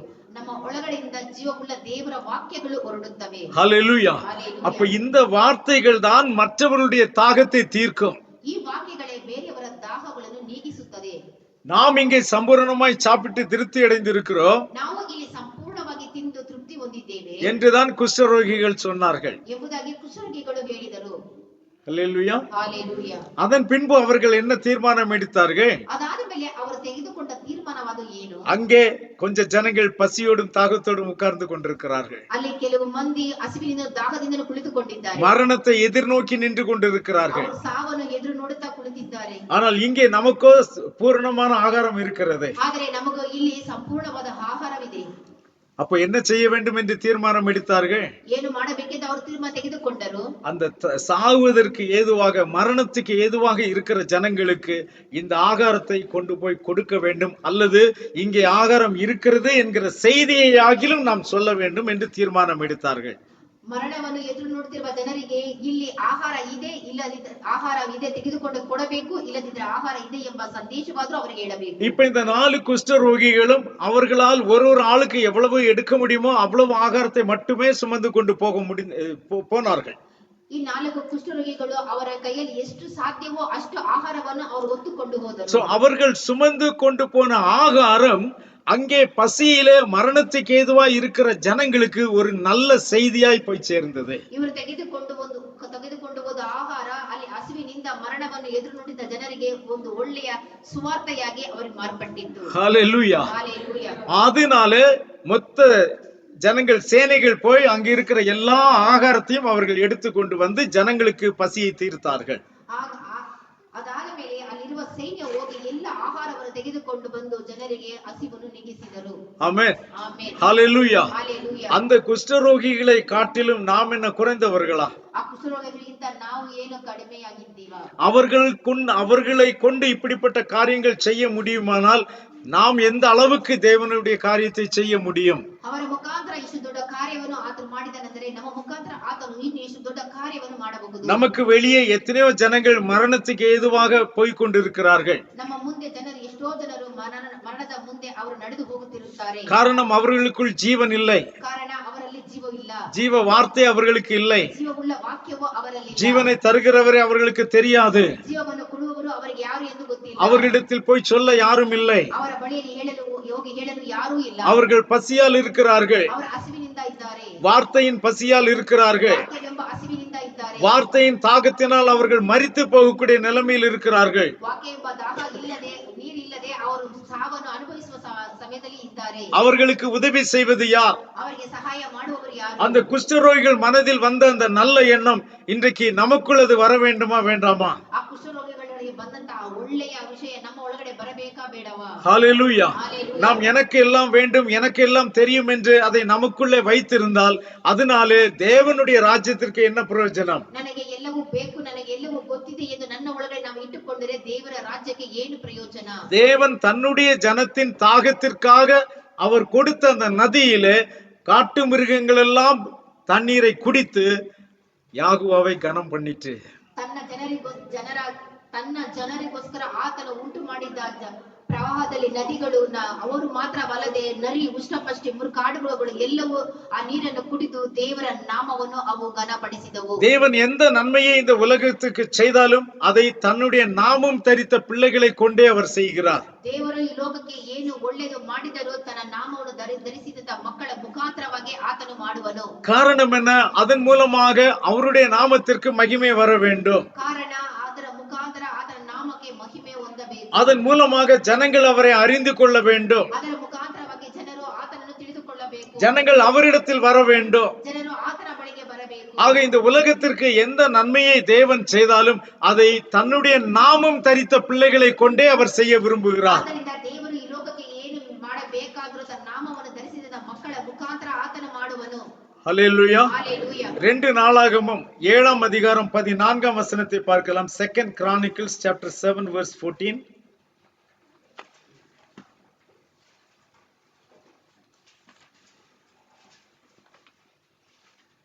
ಎರಡು ಪೂರ್ವಕಾಲ ವೃತ್ತ 7ನೇ ಅಧ್ಯಾಯ 14ನೇ ವಚನ. ನನ್ನವರೆಂದು ಹೆಸರುಗೊಂಡ ನನ್ನ ಪ್ರಜೆಗಳು ತಮ್ಮನ್ನು ತಗ್ಗಿಸಿಕೊಂಡು ತಮ್ಮ ಕೆಟ್ಟ ನಡತೆಯನ್ನು ಬಿಟ್ಟು ತಿರುಗಿಕೊಂಡು ನನ್ನನ್ನು ಪ್ರಾರ್ಥಿಸಿ ನನ್ನ ದರ್ಶನವನ್ನು ಬಯಸುವುದಾದರೆ ನಾನು ಪರಲೋಕದಿಂದ ಲಾಲಿಸಿ ಅವರ ಪಾಪಗಳನ್ನು ಕ್ಷಮಿಸಿ ಅವರ ದೇಶದಲ್ಲಿ ಆರೋಗ್ಯವನ್ನು ದಯಪಾಲಿಸುವೆನು.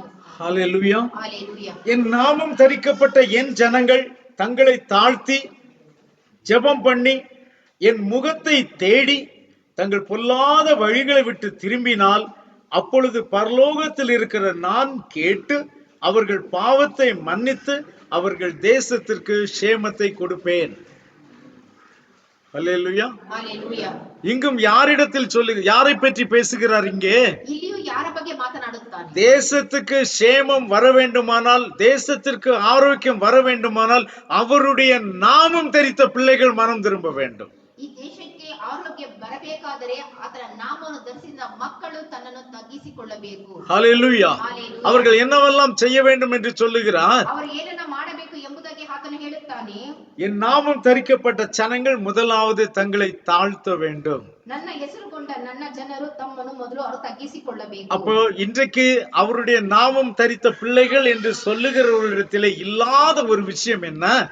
ಈ ದಿನಗಳಲ್ಲಿ ತನ್ನ ನಾಮವನ್ನು ಧರಿಸಿಕೊಂಡ ಮಕ್ಕಳಲ್ಲಿ ಇಲ್ಲದೆ ಇರುವಂತ ಒಂದು ವಿಷಯವೇನು? தாழ்மை. ತಾಳ್ಮೆ ಇಲ್ಲ. தாழ்மை என்கிறது இன்றைக்கு அவருடைய நாமம் தரித்திருக்கிற பிள்ளைகள் என்று சொல்லுகிறவர்களிடத்திலே கிடையாது. ತಾಳ್ಮೆ ಎಂಬುದು ದೇವರ ನಾಮವನ್ನು ಧರಿಸಿಕೊಂಡ ಮಕ್ಕಳಲ್ಲಿ ಅದು ಇಲ್ಲ. நாம் எல்லாரும் அவருடைய நாமம் தரித்த பிள்ளைகள் என்பதில் சந்தேகம் இல்லை. ನಾವು ಎಲ್ಲರೂ ಆತನ ನಾಮವನ್ನು ಧರಿಸಿಕೊಂಡಿದ್ದೇವೆ, ಇದರಲ್ಲಿ ಯಾವ ಸಂದೇಹವೂ ಇಲ್ಲ. ஆனால் மற்றவர்களை காட்டிலும் நம்மை எப்பொழுதும் மேலானவர்களாகவே நாம் எண்ணிக்கொள்ளுகிறோம். ಆದರೆ ಬೇರೆಯವರಿಗಿಂತ ನಾವು ಯಾವಾಗಲೂ ಹೆಚ್ಚಿನವರಾಗೇ ಇದ್ದೇವೆ. மற்ற ஜனங்களுக்கும் நமக்கும் ஒரு வித்தியாசம் இருக்கிறது. ಬೇರೆ ಜನರಿಗೂ ನಮಗೂ ಒಂದು ವ್ಯತ್ಯಾಸವಿದೆ. அவர்கள் ஒரு சிலைக்கு முன்பாக போய் நின்றோ அல்லது ஒரு பலிபீடத்துக்கு முன்னால போய் நின்றோ அவர்கள் கடவுளை பார்த்து நான் கடவுளுக்கு முன்பாக என்னை தாழ்த்துகிறேன் என்று சொல்லுவார்கள். ಅವರು ಒಂದು ಶಿಲೆಯ ಮುಂದೆ, ಒಂದು ವಿಗ್ರಹದ ಮುಂದೆಯಾಗಲಿ ಬಲಿಪೀಠದ ಮುಂದೆಯಾಗಲಿ ನಿಂತುಕೊಂಡು ತನ್ನನ್ನು ತಾನು ತಗ್ಗಿಸುತ್ತೇನೆ ಎಂದು ಹೇಳುತ್ತಾರೆ. இப்ப சிலர் சொல்லலாம், நாங்கள் அப்படி சிலைக்கு முன்னாலெல்லாம் நிக்கிறது இல்லை அப்படின்னு. ಆದ್ರೆ ನಮ್ಮಲ್ಲಿ ಕೆಲವರು ಹೇಳಬಹುದು, ನಾವು ವಿಗ್ರಹದ ಮುಂದೆ ನಿಲ್ಲುವುದಿಲ್ಲ. ஆனால் நாம் என்ன செய்கிறோம் தெரியுமா? ಆದ್ರೆ ನಾವು ಏನು ಮಾಡುತ್ತೇವೆ ಗೊತ್ತಾ? நம்முடைய கற்பனையினாலே ஒரு உருவத்தை தேவனுக்கு கொடுத்து விடுகிறோம். ನಮ್ಮ ಕಲ್ಪನೆಯ ಮುಖಾಂತರ ದೇವರಿಗೆ ಒಂದು ರೂಪವನ್ನು ಕೊಟ್ಟಿದ್ದೇವೆ. கொடுத்து விட்டு தேவனே உமக்கு முன்பாக நான் என்னை தாழ்த்துகிறேன் என்று சொல்லுகிறோம். ದೇವರೇ ನಿನ್ನ ಮುಂದೆ ನಾನು ತಗ್ಗಿಸಲ್ಪಡುತ್ತೇನೆ ಎಂದು ಹೇಳುತ್ತೇನೆ. அவர் அதை ஏற்றுக்கொண்டார் என்று நாம் நினைக்கிறோம். ಆತನು ಒಪ್ಪಿಕೊಂಡಿದ್ದಾನೆ ಎಂದು ನೆನೆಸುತ್ತೇವೆ. சில சமயங்களிலே நீங்கள் கண்ணீர் விட்டு அழுது அல்லது உபவாசம் பண்ணி கூட நீங்கள் இப்படி ஜெபிக்கலாம். ಒಂದು ವೇಳೆ ನೀವು ಕಣ್ಣೀರು ಬಿಟ್ಟು ಮತ್ತು ಉಪವಾಸದಿಂದ ಈ ರೀತಿ ಪ್ರಾರ್ಥನೆ ಮಾಡಬಹುದು. அல்லேலூயா. ஆனால்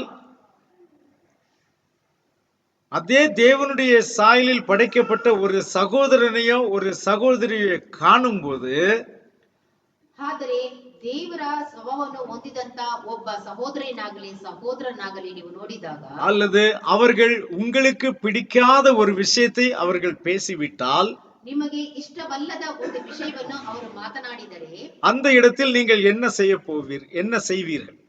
ಆ ಸ್ಥಳದಲ್ಲಿ ನೀವು ಏನು ಮಾಡುವಿರಿ? அவர் என்ன சொல்றாரு? என் நாமம் தரிக்கப்பட்ட ஜனங்கள் முதலாவது என்ன செய்யணும்? தங்களை தாழ்த்த வேண்டும். ಆತನು ಏನನ್ನು ಹೇಳುತ್ತಾನೆ ಎಂದರೆ ನನ್ನ ನಾಮವನ್ನು ಧರಿಸಿದ ಮಕ್ಕಳು ಮೊದಲನಾಗಿ ತಮ್ಮನ್ನು ತಾವು ತಗ್ಗಿಸಿಕೊಳ್ಳಬೇಕು. அப்ப நீங்க முழங்கால் போட்டு கதறி அழுது, தேவனே உமக்கு முன்பாக என்னை தாழ்த்துகிறேன் என்று நீங்கள் சொல்வீர்களானால், ನೀವು ಮೊಣಕಾಲು ಊರಿ ದೇವರೇ ನನ್ನನ್ನು ತಗ್ಗಿಸಿಕೊಳ್ಳುತ್ತೇನೆ ಎಂದು ನೀವು ಹೇಳುವುದಾದರೆ, முதலாவது நீங்கள் தெரிந்து கொள்ள வேண்டிய விஷயம், நீங்கள் ஒரு விக்கிரக ஆராதனைக்காரர்கள். ಮೊದಲನಾಗಿ ನೀವು ತಿಳಿದುಕೊಳ್ಳಬೇಕು, ನೀವು ಒಂದು ವಿಗ್ರಹ ಆರಾಧನೆ ಮಾಡುವ. ஏன்னா தேவனை ஒரு உருவத்திற்குள் நிற்க வைக்க பார்க்கிறீர்கள். ದೇವರನ್ನು ಒಂದು ರೂಪದಲ್ಲಿ ನೀವು ನಿಲ್ಲಿಸುವುದಕ್ಕೆ ನೋಡುತ್ತೀರಿ. அவர் எங்கேயோ இருக்கிறார் என்று உங்கள் மனதிலே ஒரு சிந்தை வருகிறது. ಆತನು ಎಲ್ಲಿಯೋ ಇದ್ದಾನೆ ಎಂಬ ಯೋಚನೆ ನಿಮ್ಮ ಮನಸ್ಸಿನಲ್ಲಿ ಬರುತ್ತದೆ. ஆனால் அவர் உங்கள் பக்கத்தில் இருக்கிற உங்கள் சகோதரனுக்குள் இருக்கிறார் என்பதை நாம் யோசிக்க மறந்து விடுகிறோம். ಆದರೆ ಆತನು ನಿನ್ನ ಪಕ್ಕದಲ್ಲಿರುವ ಸಹೋದರನ ಒಳಗಡೆ ಇದ್ದಾನೆ ಎಂಬುದನ್ನು ಯೋಚನೆ ಮಾಡಲು ಮರೆತು ಬಿಡುತ್ತೇವೆ. உங்கள் பக்கத்தில் இருக்கிற சகோதரியின் உள்ளத்தில் அவர் இருக்கிறார் என்பதை நாம் காண தவறி விடுகிறோம். ನಿನ್ನ ಪಕ್ಕದಲ್ಲಿರುವ ಸಹೋದರಿ ಒಳಗಡೆ ಆತನು ಇದ್ದಾನೆ ಎಂದು ನೋಡಲು ನಾವು மறுத்து விடுತ್ತೇವೆ. நமக்கு வாய்ப்பு கிடைத்தால் அப்படிப்பட்டவர்களை எவ்வளவு காயப்படுத்த முடியுமோ அவ்வளவு தூரம் காயப்படுத்தி விடுது. ನಮಗೆ ಅವಕಾಶ ಸಿಕ್ಕಿದರೆ ನಮ್ಮಿಂದ ಎಷ್ಟು ಸಾಧ್ಯವೋ ಅಷ್ಟು ಅವರನ್ನು ನಾವು ಗಾಯಪಡಿಸುತ್ತೇವೆ. அப்பதான் நம்ம ஜெபித்து விட்டு கண்ணீரெல்லாம் துடைச்சிட்டு வந்திருப்போம். ಆಗ ತಾನೇ ನಾವು ಪ್ರಾರ್ಥನೆ ಮಾಡಿ ಕಣ್ಣೀರನ್ನು ಒರೆಸಿಕೊಂಡು ಬಂದಿರುತ್ತೇವೆ. ஆனால் எதிரே பார்க்கிறவர்கள் உங்களுக்கு பிரியமானவர்கள் இல்லை என்றால், ಆದರೆ ಎದುರುಗಡೆ ಇರುವವರು ನಿಮಗೆ ಇಷ್ಟವಿಲ್ಲದವರಾಗಿದ್ದರೆ, உங்களுக்குள் இருக்கிற வெறுப்பை எல்லாம் அவர்கள் மேல் கக்கி விடுவீர்கள். ನಿಮ್ಮ ಒಳಗಡೆ ಇರುವ ಎಲ್ಲ ಹಗೆತನವನ್ನು ನೀವು ಅವರ ಮೇಲೆ ಕಕ್ಕುವಿರಿ. அப்ப தேவனுக்கு முன்பாக நீங்கள் நான் என்னை தாழ்த்துகிறேன் என்று சொல்லும் பொழுது, ದೇವರ ಮುಂದೆ ನಾನು ನನ್ನನ್ನು ತಗ್ಗಿಸಿಕೊಳ್ಳುತ್ತೇನೆ ಎಂದು ಹೇಳುವಾಗ, தேவன் என்ன சொல்லுவார் நம்மை பார்த்து? ದೇವರು ನಮ್ಮ ನೋಡಿ ಏನನ್ನು ಹೇಳುತ್ತಾನೆ? ஆம், நல்லது மகனே, நீ எனக்கு முன்பாக தாழ்த்துகிறாய், நான் அதை ஏற்றுக்கொள்கிறேன் என்று சொல்லுவாரா?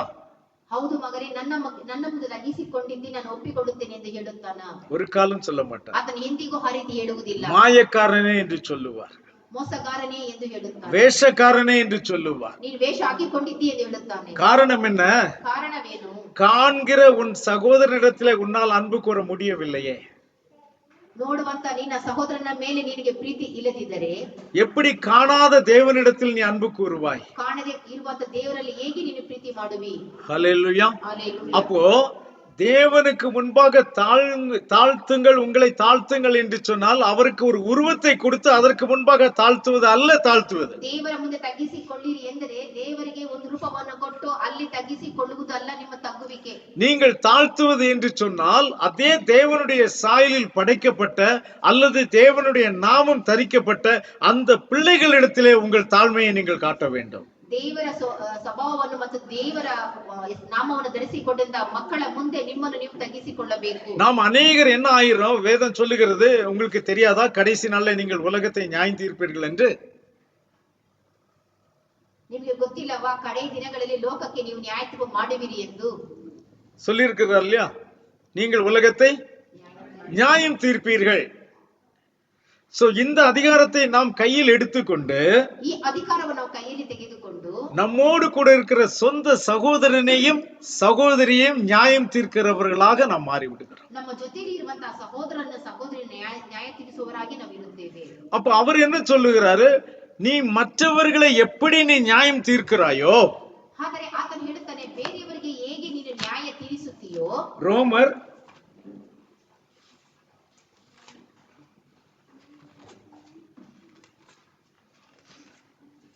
2ஆம் அதிகாரம்,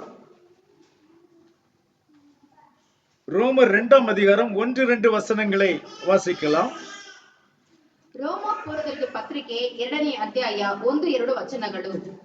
ಆದುದರಿಂದ ಎಲೆ ಮನುಷ್ಯನೇ, ಮತ್ತೊಬ್ಬರಲ್ಲಿ ದೋಷವೆಣಿಸುವ ನೀನು ಯಾವನಾದರೂ ಸರಿಯೇ, ಉತ್ತರ ಹೇಳುವುದಕ್ಕೆ ನಿನಗೆ ಮಾರ್ಗವಿಲ್ಲ. ಹೇಗೆಂದರೆ, ಮತ್ತೊಬ್ಬರಲ್ಲಿ ದೋಷವೆಣಿಸುವುದರಿಂದ ನಿನ್ನನ್ನು ನೀನೇ ದೋಷಿ ಎಂದು ತೀರ್ಪು ಮಾಡಿಕೊಂಡ ಹಾಗಾಯಿತು. ಮತ್ತೊಬ್ಬರಲ್ಲಿ ದೋಷವೆಣಿಸುವ ನೀನು ಆ ದೋಷಗಳಲ್ಲಿ ನಡೆಸುತ್ತೀಯಲ್ಲ. ஹல்லேலூயா. அப்போ ஆகையால் மற்றவர்களை குற்றவாளியாக தீர்க்கிறவனே, நீ யாரானாலும் சரி, போக்கு சொல்ல உனக்கு இடம் இல்லை.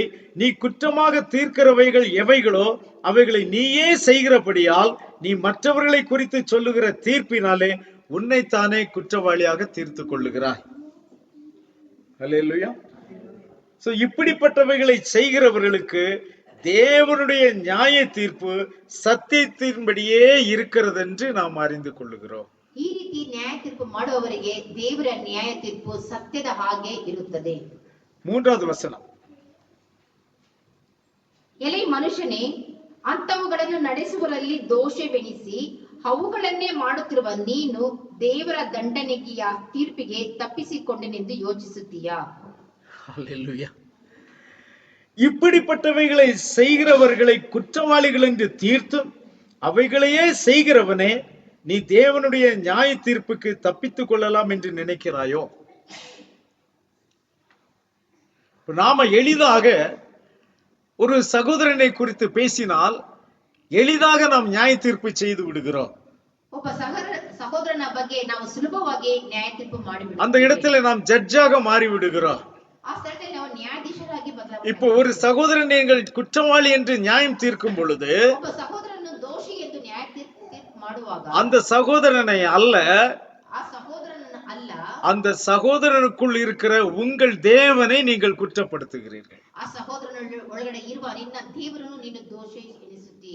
ஹல்லேலூயா. ஹalleluya. ஒரு சகோதரனை பற்றி ஒரு சகோதரியை பற்றி நீங்கள் மற்றவர்களிடத்தில் போய் அவதூறாக சொல்லுவீர்களானால், ಒಬ್ಬ ಸಹೋದರನ ಬಗ್ಗೆ ಆಗಲಿ ಸಹೋದರಿಯ ಬಗ್ಗೆ ಆಗಲಿ ನೀವು ಹೋಗಿ ಅಗಾಧ ವಾಕ್ಯಗಳನ್ನು ಹೇಳುವುದಾದರೆ, குற்றப்படுத்தி நீங்கள் சொல்வீர்களானால், ಅವರ ಮೇಲೆ ನೀವು ದೋಷಗಳನ್ನು ಹೊರಿಸಿ ಹೇಳುವುದಾದರೆ, வேதம் சொல்லுகிறது நீங்கள் நியாய தீர்ப்புக்கு தப்பிக்க முடியாது. ಸತ್ಯವೇದ ಹೇಳುತ್ತದೆ ನ್ಯಾಯ ತೀರ್ಪಿನಿಂದ ತಪ್ಪಿಸಿಕೊಳ್ಳಲು ಸಾಧ್ಯವಿಲ್ಲ. ஹல்லேலூயா. ஹalleluya. அதனால தான் நாம் அவருடைய நாமத்தை தரித்திருக்கிறோம் என்று சொல்லியும் நம்முடைய வாழ்க்கையில ஒரு முன்னேற்றத்தை காண்பதில்லை. ಆದ್ದರಿಂದ ಆತ ನಾಮವನ್ನು ಧರಿಸಿಕೊಂಡವರಾಗಿದ್ದೇ ವಿನಃ ನಮ್ಮ ಜೀವನದಲ್ಲಿ ಯಾವ ಬದಲಾವಣೆಯೂ ಆಗಲಿಲ್ಲ. இப்ப 2 நாளாகமத்துக்கு நாம் போகலாம். 2 Chronicles 7:14 7:14. 2 Chronicles chapter 7 verse 14. ನನ್ನವರೆಂದು ಹೆಸರುಗೊಂಡ ನನ್ನ ಜನಗಳು ತಮ್ಮನ್ನು ತಗ್ಗಿಸಿಕೊಂಡು, போதும், என் நாமம் தரிக்கப்பட்ட, மற்றவர்களை பத்தி எனக்கு கவலை இல்லை, ஆனா என் நாமம் தரிக்கப்பட்ட நீ ஒரு வித்தியாசமானவனாக இருக்க வேண்டும் என்று சொல்லுகிறார். ನನ್ನ ನಾಮವನ್ನು ಧರಿಸಿಕೊಂಡಂತ ನೀನು ನಿನ್ನಲ್ಲಿ ಒಂದು ವ್ಯತ್ಯಾಸವಾಗಿರಬೇಕು. எதற்காக நீ வித்தியாசமாக இருக்க வேண்டும்? ಯಾವುದಕ್ಕೋಸ್ಕರ ವ್ಯತ್ಯಾಸದಿಂದ ಇರಬೇಕು? இந்த தேசம் ஆரோக்கியம் அடைய வேண்டுமானால் நீ வித்தியாசமானவனாக இருக்க வேண்டும்.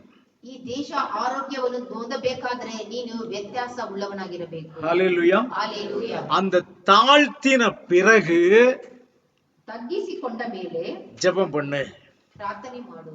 அதுக்கு முன்னால நீ உன்னை தாழ்த்தாமல் நீ பண்ணுகிற ஜெபத்தை நான் கேட்க மாட்டேன். ನಿನ್ನನ್ನು ನೀನು ತಗ್ಗಿಸಿಕೊಳ್ಳದೆ ನೀನು ಮಾಡುವ ಪ್ರಾರ್ಥನೆಯನ್ನು ನಾನು ಎಂದಿಗೂ ಒಪ್ಪಿಕೊಳ್ಳುವುದಿಲ್ಲ. நன்றாக அறிந்து கொள்ளுங்கள், சும்மா ஜெபத்துல தேவனே உமக்கு முன்பாக என்னை தாழ்த்துகிறேன் என்று சொல்வது உண்மையான தாழ்மை இல்ல, அது விக்கிரக ஆராதனை. ನೀವು ಪ್ರಾರ್ಥನೆಯಲ್ಲಿ ದೇವರನ್ನ ತಗ್ಗಿಸಿಕೊಳ್ಳುತ್ತೇನೆ ಎಂದು ಹೇಳಿದರೆ ಅದು ವಿಗ್ರಹ ಆರಾಧನೆಗೆ ಸಮಾನ. ஹல்லேலூயா. ஹalleluya. நீ ஜெபம் பண்ணி அதற்கு பிறகு என் முகத்தை தேடு, ನೀನು ಪ್ರಾರ್ಥನೆ ಮಾಡಿ ನನ್ನನ್ನು ದರ್ಶನವನ್ನು ಬಯಸು. அதோடு கூட நீ செய்ய வேண்டிய காரியம் என்ன? ಅದರೊಂದಿಗೆ ನೀನು ಮಾಡಬೇಕಾದಂತ ಕಾರ್ಯವೇನು? எப்பொழுதுமே யாகோஷுவா என்ன சொல்லுகிறார்? ಯಾವಾಗಲೂ ಯಾಕೋಷ ಏನನ್ನು ಹೇಳುತ್ತಾನೆ? இப்பொழுது நான் உன்னை ஆரோக்கியமாக்குறேன், ಈಗ ನಾನು ನಿನ್ನ ಆರೋಗ್ಯಪಡಿಸುವೆನು, இனிமேல் பாவம் செய்யாதே. ಇನ್ನು ಮೇಲೆ ನೀನು ಪಾಪ ಮಾಡಬೇಡ. இப்பொழுது உன்னை மன்னிக்கிறேன், ಈಗ ನಾನು ನಿನ್ನ ಕ್ಷಮಿಸುತ್ತೇನೆ, இனிமேல் நீ பாவம் செய்யாதே. ಇನ್ನು ಮೇಲೆ ನೀನು ಪಾಪ ಮಾಡಬೇಡ. ஹல்லேலூயா. ஹalleluya. அப்ப நீ தாழ்த்தி ஜெபம் பண்ணி அவருடைய முகத்தை தேடும் பொழுது அவர் என்ன சொல்லுகிறார்? ನೀನು ನಿನ್ನ ತಗ್ಗಿಸಿಕೊಂಡು ನೀನು ಪ್ರಾರ್ಥನೆ ಮಾಡಿ ಆತನ ದರ್ಶನವನ್ನು ಬಯಸಬೇಕಾದ್ರೆ இவ்வளவும் செய்த பிறகு நீ உன் பொல்லாத வழிகளை விட்டு திரும்ப வேண்டும். ಇಷ್ಟು ಮಾಡಿದ ಮೇಲೆ ನಿನ್ನ ಕೆಟ್ಟತನವನ್ನು ಬಿಟ್ಟು ಹಿಂತಿರುಗಬೇಕು. அப்ப அப்படி நீ மனம் திரும்பினால் மாத்திரமே ಆ ರೀತಿ ನೀನು ಬದಲಾವಣೆ ಆದರೆ ಮಾತ್ರವೇ அவர்கள் தேசத்திற்கு க்ஷேமத்தை கொடுப்பேன் என்று சொல்லுகிறார். ಆ ದೇಶಕ್ಕೆ ನನ್ನ ಆರೋಗ್ಯವನ್ನು ಕೊಡುತ್ತೇನೆ ಎಂದು ಹೇಳುತ್ತಾನೆ. இப்ப தேசம் என்பது உடனே உங்கள் மனதில் என்ன வரும்? ದೇಶ ಎಂದರೆ ಮನಸ್ಸಿನಲ್ಲಿ ಏನು ಬರುತ್ತದೆ? நம்ம இந்தியா தேசம் என்று வரும், ನಮ್ಮ ಭಾರತ ದೇಶ ಎಂಬುದಾಗಿ ಬರುತ್ತದೆ. இல்லைன்னா ஒருவேளை இந்த கர்நாடகா தேசம் என்று வரலாம், ಇಲ್ಲ ಕರ್ನಾಟಕ ಎಂಬುದಾಗಿ ಬರಬಹುದು, இல்ல ஒருவேளை பெங்களூர் பட்டணம் என்று வரலாம். ಒಂದು ವೇಳೆ ಬೆಂಗಳೂರು ಪಟ್ಟಣ ಎಂಬುದಾಗಿ ಬರಬಹುದು. ஆனால் இதை எப்படி எடுக்க வேண்டும் தெரியுமா? ಇದು ಹೇಗೆ ತೆಗೆದುಕೊಳ್ಳಬೇಕು ಗೊತ್ತಾ? முதலாவது நான் ஆரோக்கியமாக வேண்டும். ಮೊದಲನೇದಾಗಿ ನಾನು ಆರೋಗ್ಯವಾಗಿರಬೇಕು. ஹல்லேலூயா. ஹalleluya. முதல்ல இந்த ஆரோக்கியத்தை நான் பெற்றுக்கொள்ள வேண்டும். ಮೊದಲನೇದಾಗಿ ಈ ಆರೋಗ್ಯವನ್ನು ನಾನು ಪಡೆದುಕೊಳ್ಳಬೇಕು. நான் பெற்றுக்கொண்ட பின்பு என் குடும்பம் பெற்றுக்கொள்ள வேண்டும். ನಾನು ಪಡೆದುಕೊಂಡ ಮೇಲೆ ನನ್ನ ಕುಟುಂಬ ಪಡೆದುಕೊಳ್ಳಬೇಕು. என் குடும்பம் பெற்றுக்கொண்ட பிறகு என்னுடைய கிராமம் பெற்றுக்கொள்ள வேண்டும். ನನ್ನ ಕುಟುಂಬ ಪಡೆದುಕೊಂಡ ಮೇಲೆ ನನ್ನ ಗ್ರಾಮ ಪಡೆದುಕೊಳ್ಳಬೇಕು. அதன் பின்பு நான் வாழ்கிறதான இந்த பட்டணம் பெற்றுக்கொள்ள வேண்டும். ಅದಾದ ಮೇಲೆ ನಾನು ಜೀವಿಸುವಂತ ಈ ಪಟ್ಟಣ ಪಡೆದುಕೊಳ್ಳಬೇಕು. இப்படி சின்னதிலிருந்தே நாம் ஆரம்பிக்க வேண்டும். ಈ ರೀತಿಯಾಗಿ ಚಿಕ್ಕದಿಂದಲೇ ನಾವು ಪ್ರಾರಂಭಿಸಬೇಕು. அப்ப என் நாமம் தரிக்கப்பட்ட ஜனங்கள் என்பதை வெறும் ஆசீர்வாதத்திற்கு மட்டுமல்லாமல் நாம் ஆரோக்கியப்படுவதற்கும் தேவன் சொல்லுகிறார். ಆತನ ನಾಮವನ್ನು ಧರಿಸಿಕೊಂಡಂತ ಜನಗಳು ಆಶೀರ್ವಾದ ಹೊಂದುವುದಕ್ಕೋಸ್ಕರ ಮಾತ್ರವಲ್ಲ, நாம் நன்றாவதற்கும் அவர் சொல்லுகிறார். ನಾವು ಚೆನ್ನಾಗಿ ಇರುವುದಕ್ಕೋಸ್ಕರವೂ ಆತನು ಹೇಳುತ್ತಾನೆ. ஹல்லேலூயா. ஹல்லேலூயா. ஆக அவருடைய வழியில் இது அவருடைய பெரிய வாக்குத்தத்தம்.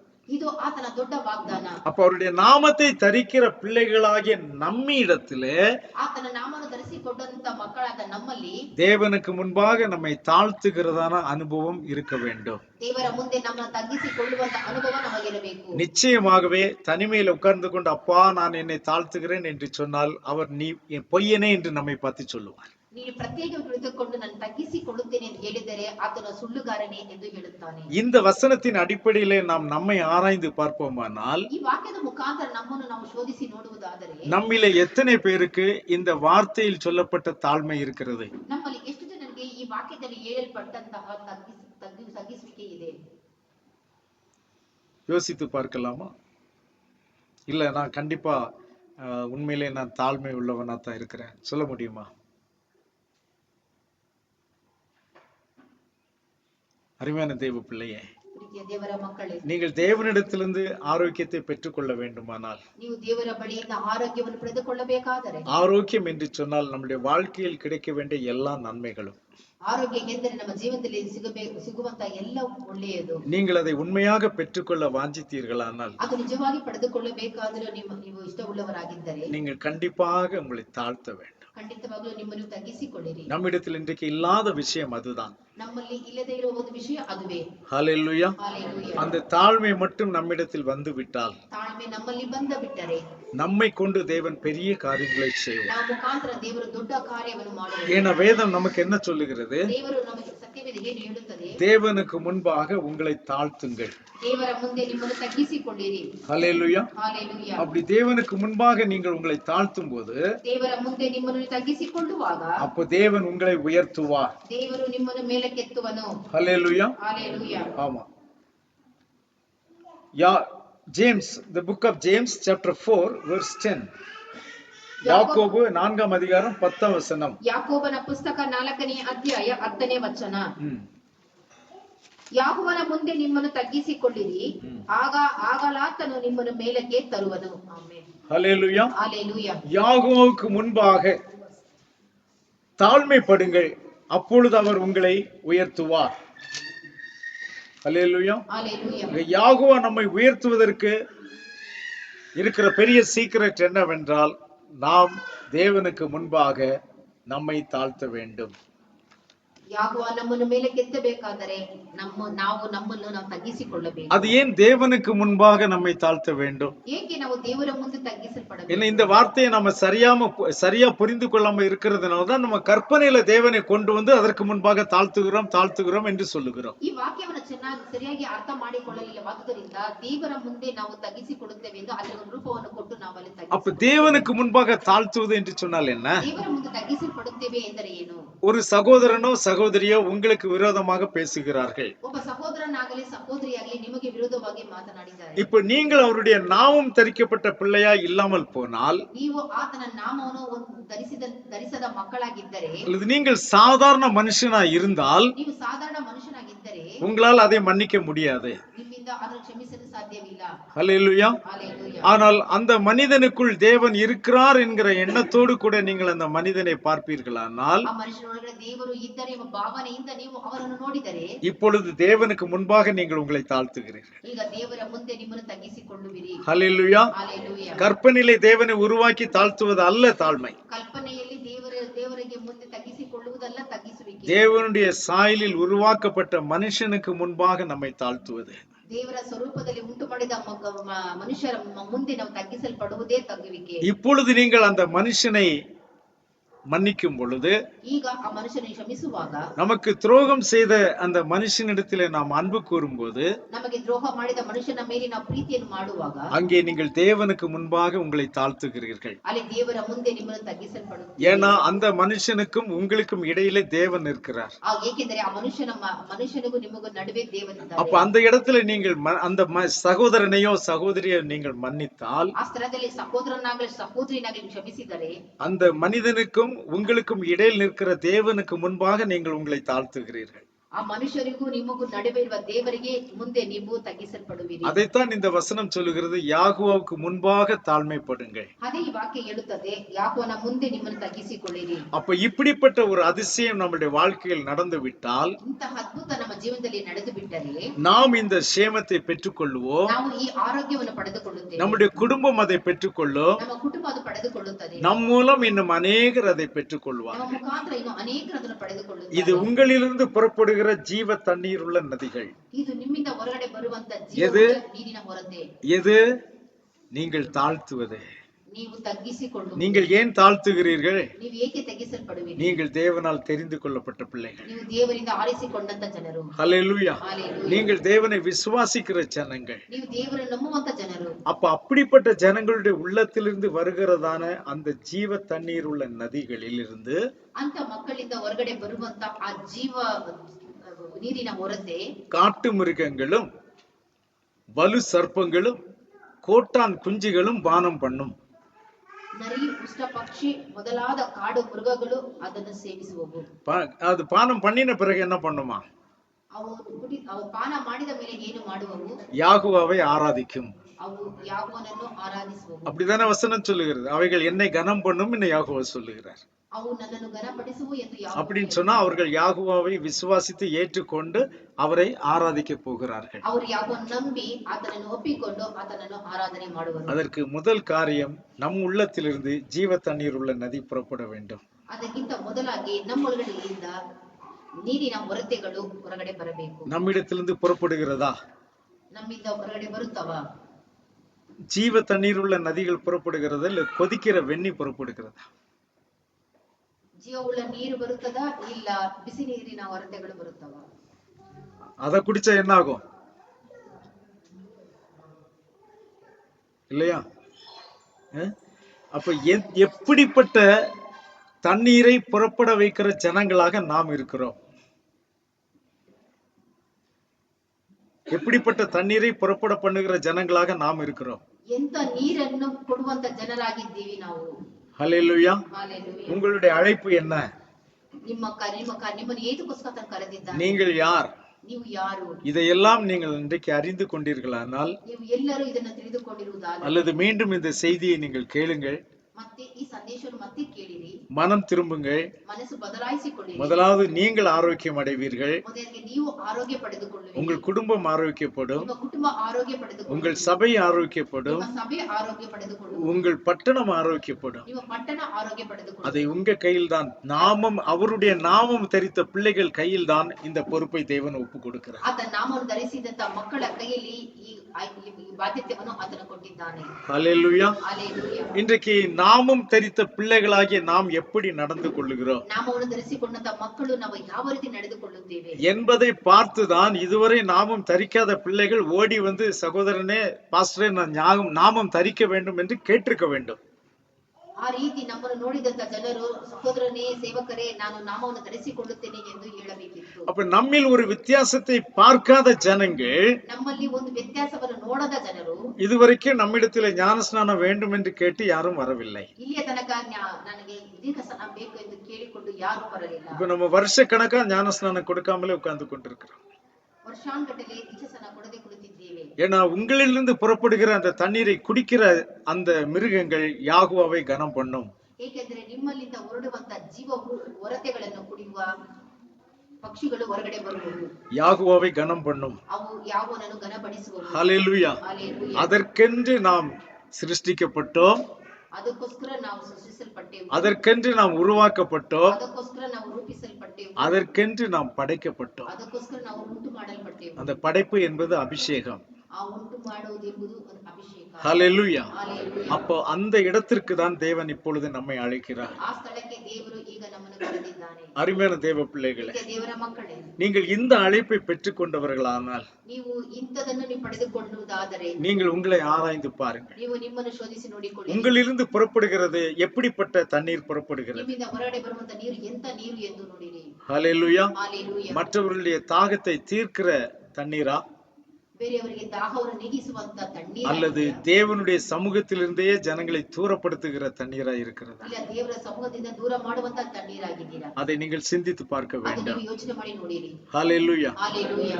நீங்கள் உங்கள் உள்ளத்திலே சரியான காரியம் நடக்கவில்லை என்று தேவன் உணர்த்தி இருப்பாரானால் ನಿಮ್ಮ ಅಂತರಂಗದಲ್ಲಿ ಸರಿಯಾದ ಕಾರ್ಯ ನಡೆಯಲಿಲ್ಲ ಎಂದು ದೇವರು ನಿಮಗೆ ತಿಳಿಸಿ ಕೊಟ್ಟಿರುವುದಾದರೆ நீங்கள் அதை சரி பண்ணினால் ನೀವು ಅದನ್ನು ಸರಿ ಮಾಡಿದರೆ திரும்பவும் உங்கள் உள்ளத்திலிருந்து ஜீவ தண்ணீர் உள்ள நதிகள் புறப்படும்படியாக தேவன் செய்வார். ನಿಮ್ಮೊಳಗಿಂದ ಜೀವವುಳ್ಳ ನೀರಿನ ಹೊರತೆಗಳು ಹೊರಡುವಂತೆ ದೇವರು ಮಾಡುತ್ತಾನೆ. எத்தனை பேரை நாம் வேதனைப்படுத்தி இருக்கிறோம், ಎಷ್ಟು ಜನರನ್ನು ನೋಯಿಸಿದ್ದೇವೆ, எவ்வளவு பேரை நாம் காயப்படுத்தி ಎಷ್ಟು இருக்கிறோம். ಜನರನ್ನು ಗಾಯಪಡಿಸಿದ್ದೇವೆ. விசுவாசத்தை விட்டே போகக்கூடிய அளவுக்கு நாம் நம்முடைய கிரியைகள் நடந்திருக்குமானால் ದೇವರ ಮೇಲೆ ಇರುವ ನಂಬಿಕೆಯನ್ನು ಬಿಟ್ಟು ಹೊರಗಡೆ ಹೋಗುವ ಹಾಗೆ ನಮ್ಮ ಕ್ರಿಯೆಗಳು ನಡೆದಿರುವುದಾದರೆ நாம் இப்பொழுது ஒரு சின்ன கூட்டமாகத்தான் இருக்கிறோம். ನಾವೊಂದು ಈಗ ಚಿಕ್ಕ ಗುಂಪಾಗಿದ್ದೇವೆ. ஒருவேளை நாம் 500 பேரோ அல்லது 1000 பேராக நாம் மாறும் பொழுது அது எப்படி இருக்கும்? ಒಂದು ವೇಳೆ ನಾವು 500 1000 ಜನರಾಗಿ ನಾವು ಬದಲಾವಣೆ ಆಗುವಾಗ ಅದು ಹೇಗೆ ಇರುತ್ತದೆ? ஹல்லேலூயா. ஹalleluya. அப்ப தேவன் அப்படிப்பட்ட கிரியை நம் நடுவில் செய்ய வேண்டுமானால் முதல் மாற்றம் நமக்குள் வர வேண்டும். ದೇವರು ಅಂತ ಕ್ರಿಯೆಗಳನ್ನು ಮಾಡಬೇಕಾದರೆ ಮೊದಲನೇ ಬದಲಾವಣೆ ನಮ್ಮಲ್ಲಿ ಬರಬೇಕು. என்னிடத்தில் சிலர் சொல்லி இருக்கிறார்கள், ನನ್ನ ಮನೆಯಲ್ಲಿ ಕೆಲವರು ಹೇಳಿದ್ದಾರೆ. சிலரை பார்த்தால் அவர்களுக்கு யாகோவா ஷாலோம் சொல்றதுக்கு எனக்கு பிடிக்கவே இல்லை. ಕೆಲವರು ನೋಡಿದರೆ ಅವರಿಗೆ ನನಗೆ ಯಾಕೋ ಶಾಲಂ ಅಂತ ಹೇಳೋದಕ್ಕೆ ಮನಸ್ಸಿಲ್ಲ. ஏன் அவர்கள் பக்கத்தில் போய் பேசுவதற்கு கூட எனக்கு பிடிக்கவில்லை. ಅವರ ಪಕ್ಕದಲ್ಲಿ ಹೋಗಿ ಮಾತನಾಡಲು ನನಗೆ ಇಷ್ಟವಿಲ್ಲ. எப்படி தேவனுடைய ஒரு நன்மை நமக்கு நடக்கும்? ಹೇಗೆ ದೇವರ ಒಳ್ಳೆಯದು ನಮಗೆ ಹೇಗೆ ನಡೆಯುತ್ತದೆ? தேவனுடைய கிரியைகள் எப்படி நமக்குள் நடக்கும்? ದೇವರ ಕ್ರಿಯೆಗಳು ನಮ್ಮಲ್ಲಿ ಹೇಗೆ ನಡೆಯುತ್ತದೆ? மனம் திரும்புங்கள் பிரியமானவர்களே. ನಿಮ್ಮ ಮನಸ್ಸನ್ನು ಬದಲಾಯಿಸಿಕೊಳ್ಳಿರಿ. ஹல்லேலூயா. ஹalleluya. நீங்கள் நிச்சயமாக மனம் திரும்ப வேண்டும். ಖಂಡಿತವಾಗಲೂ ನೀವು ದೇವರ ಕಡೆ ತಿರುಗಿಕೊಳ್ಳಬೇಕು. அப்பொழுது தேவன் எல்லாருக்கும் நன்மை செய்வார். ಆಗ ದೇವರು ಎಲ್ಲರಿಗೂ ಒಳ್ಳೆಯದನ್ನು ಮಾಡುವನು. ஹல்லேலூயா. ஹalleluya. ஆகவே தேவனை ஒரு விக்கிரகமாக மாற்றி விடுகிற அந்த பழக்கத்திலிருந்து வெளியே வாருங்கள். ದೇವರನ್ನು ಒಂದು ವಿಗ್ರಹವಾಗಿ ನೆನೆಸಿಕೊಳ್ಳುವ ಅಭ್ಯಾಸದಿಂದ ಹೊರಗಡೆ ಬನ್ನಿರಿ. இவ்வளவு நேரத்தில் உங்களுக்கு தெரிந்திருக்கும் உங்களுடைய ஜெபங்கள் ஏன் கேட்கப்படவில்லை என்று. ನಿಮಗೆ ಇಲ್ಲಿ ಗೊತ್ತಿರುತ್ತದೆ ಏಕೆ ನೀವು ಪ್ರಾರ್ಥನೆಯನ್ನು ದೇವರು ಕೇಳಲಿಲ್ಲ ஏன்னா ಎಂಬುದಾಗಿ. தாழ்த்தின பிறகுதான் ஜெபம் பண்ண சொல்லுகிறார். ತಗ್ಗಿಸಲ್ಪಟ್ಟ ಮೇಲೆನೇ ಪ್ರಾರ್ಥನೆ ಮಾಡಲು ಆತನು ಹೇಳುತ್ತಾನೆ. நீங்கள் தாழ்த்தவே இல்லை என்று சொன்னால் எப்படி உங்களுடைய ஜெபத்தை அவர் கேட்பார்? ನೀವು ತಗ್ಗಿಸಿಕೊಳ್ಳಲೇ ಇಲ್ಲ ಅಂದ್ರೆ ನಿಮ್ಮ ಪ್ರಾರ್ಥನೆ ಆತನು ಹೇಗೆ ಕೇಳುತ್ತಾನೆ? ஹல்லேலூயா. ஹalleluya. தேவன் உங்களோடு பேசி இருப்பாரானால் நீங்கள் உங்கள் வழிகளை சரி செய்து கொள்ளுங்கள். ದೇವರು ನಿಮ್ಮೊಂದಿಗೆ ಮಾತನಾಡಿರುವುದಾದರೆ ನಿಮ್ಮ ದಾರಿಯನ್ನು ಸರಿ ಮಾಡಿಕೊಳ್ಳಿರಿ. நாம் ஜெபம் பண்ணலாம். ನಾವು ಪ್ರಾರ್ಥನೆ ಮಾಡೋಣ.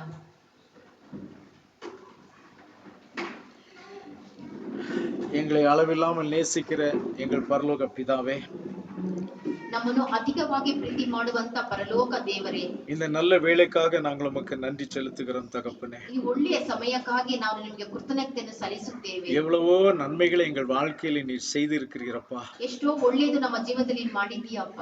அப்படி இருந்தும் அது எங்கள் வாழ்க்கையில பெரிய மாற்றத்தை கொண்டு வரவில்லை ராஜா. ಹಾಗಿದ್ರೂ ನಮ್ಮ ಜೀವನದಲ್ಲಿ ಯಾವ ದೊಡ್ಡ ಬದಲಾವಣೆಯನ್ನು ಬಂದಿಲ್ಲ. இன்றைக்கு உம்முடைய வார்த்தை கொண்டு நீர் எங்களோடு பேசினீர் என்று நாங்கள் நம்புகிறோம். ಈ ದಿನದಲ್ಲಿ ನಿಮ್ಮ ವಾಕ್ಯದ ಮುಖಾಂತರ ನಮ್ಮೊಂದಿಗೆ ಮಾತನಾಡಿದ್ದೇವೆ ಎಂದು ನಂಬುತ್ತೇವೆ. தேவரீர் எங்களுக்குள் இருக்கிறதான அந்த குறைகளை நீர் மாற்றி போடும் அப்பா. ದೇವರೇ, ನಮ್ಮಲ್ಲಿ ಇರುವಂತಹ ಕೊರತೆಗಳನ್ನು ನೀನು ಮಾರ್ಪಡಿಸು.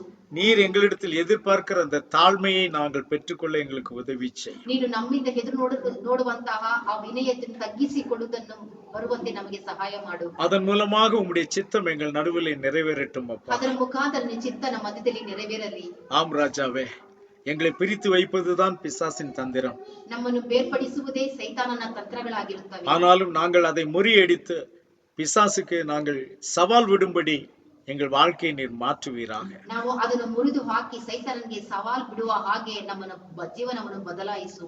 வந்திருக்கிற பிள்ளைகளை பேர் பேராக தனித்தனியாக நீர் ஆசீர்வதியும் அப்பா. ಬಂದಿರುವಂತಹ ಮಕ್ಕಳನ್ನು ಪ್ರತ್ಯೇಕವಾಗಿ ಒಬ್ಬೊಬ್ಬರನ್ನಾಗಿ ನೀನು ಆಶೀರ್ವದಿಸು. வர முடியாமல் போன பிள்ளைகளையும் நாங்கள் நினைக்கிறோம். ಬರದೇ ಆಗದಿರುವ ಮಕ್ಕಳನ್ನು ನೆನೆಸಿಕೊಳ್ಳುತ್ತೇವೆ. இனி இந்த செய்தியை கேட்க போகிற பிள்ளைகளையும் நாங்கள் நினைக்கிறோம். ಈ ಸಂದೇಶವನ್ನು ಕೇಳುವ ಮಕ್ಕಳನ್ನು ನೆನೆಸಿಕೊಳ್ಳುತ್ತೇವೆ. எங்கள் மத்தியிலே ஒரு பெரிய மாற்றத்தை நீர் கொண்டு வாரும். ನಮ್ಮ ಮಧ್ಯದಲ್ಲಿ ಒಂದು ದೊಡ್ಡ ಬದಲಾವಣೆಯನ್ನು ಮಾರ್ಪಡಿಸು. உம்முடைய சமூகம் எங்கள் நடுவிலே நிறைந்திருக்க ನಿಮ್ಮ ಸಮೂಹ ನಮ್ಮ ಮಧ್ಯದಲ್ಲಿ ನೆರವೇರಲಿ. எல்லா துதியும் கனமும் மகிமையும் ஒருவருக்கே செலுத்துகிறோம். ಎಲ್ಲ ಸ್ತುತಿ ಘನ ಮಹಿಮೆ ಒಬ್ಬರಿಗೆ ನಾವು ಸಲ್ಲಿಸುತ್ತೇವೆ. யாகுஷுவ மசிக நாமத்தினாலே வேண்டிக் கொள்கிறோம் பிதாவே. ಯಾಕುಶ್ವ ಮೆಸ್ಸಿಯ ಹೆಸರಿನಲ್ಲಿ ಪ್ರಾರ್ಥಿಸುತ್ತೇನೆ ತಂದೆಯೇ. ஆமென். யாகுவா உங்கள் அனைவரையும் ஆசீர்வதிப்பாராக. யாகுவா ஷலோம். ஆமென். ஹalleluya.